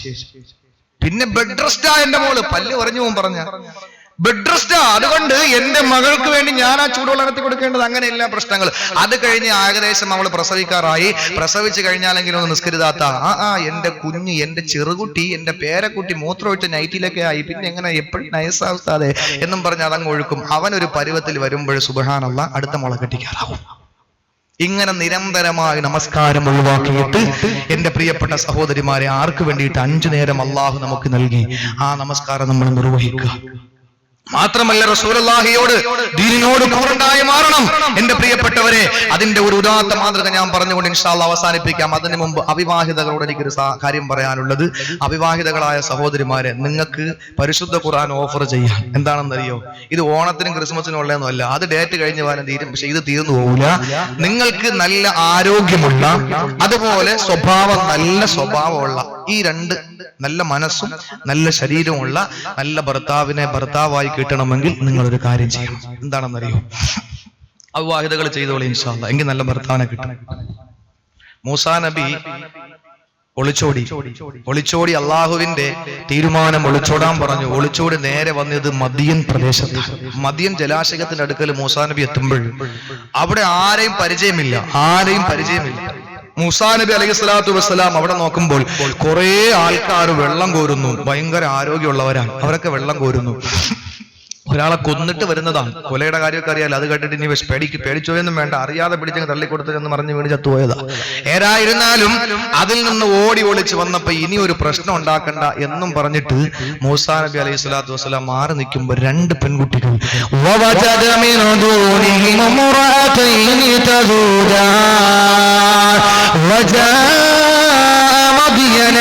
മൂസാ നബി മദീൻ പ്രദേശത്തെത്തുമ്പോൾ അതാ കുറെ ചെറുപ്പക്കാര് ആട്ടിൻപറ്റങ്ങൾക്ക് വെള്ളം കൊടുക്കുന്നു, വെള്ളം കോരി കുടിക്കുന്നു, വീടുകളിലെ പാത്രങ്ങളിൽ വെള്ളം കൊണ്ടുപോകുന്നു.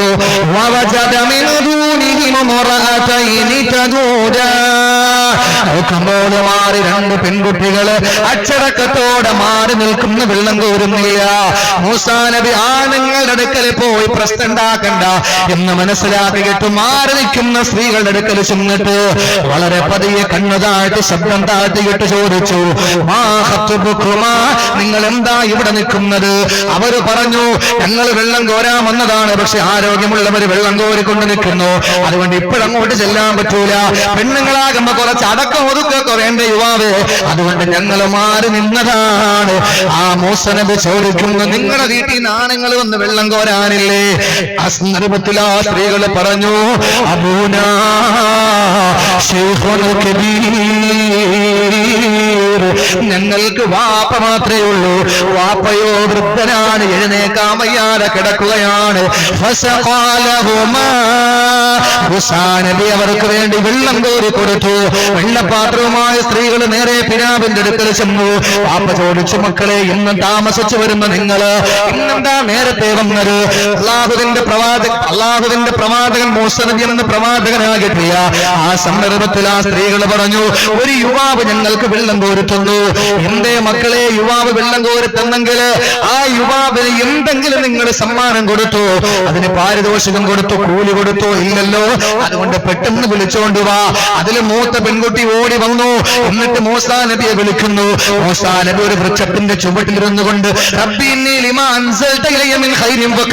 അല്ലാഹുവേ, എന്തെന്നാലും സ്വീകരിക്കാൻ ഞാനിപ്പോ ആവശ്യക്കാരനാണ്, ആരെയും പരിചയമില്ല, ആരുമായി ബന്ധമില്ല എന്ന് പറഞ്ഞുകൊണ്ട് കാത്തിരിക്കുമ്പോൾ ആ പെൺകുട്ടി വന്നിട്ട് പറഞ്ഞു, സഹോദരാ, നിങ്ങളെ വാപ്പ വിളിക്കുന്നു, നിങ്ങൾക്ക് കൂലി തരാ.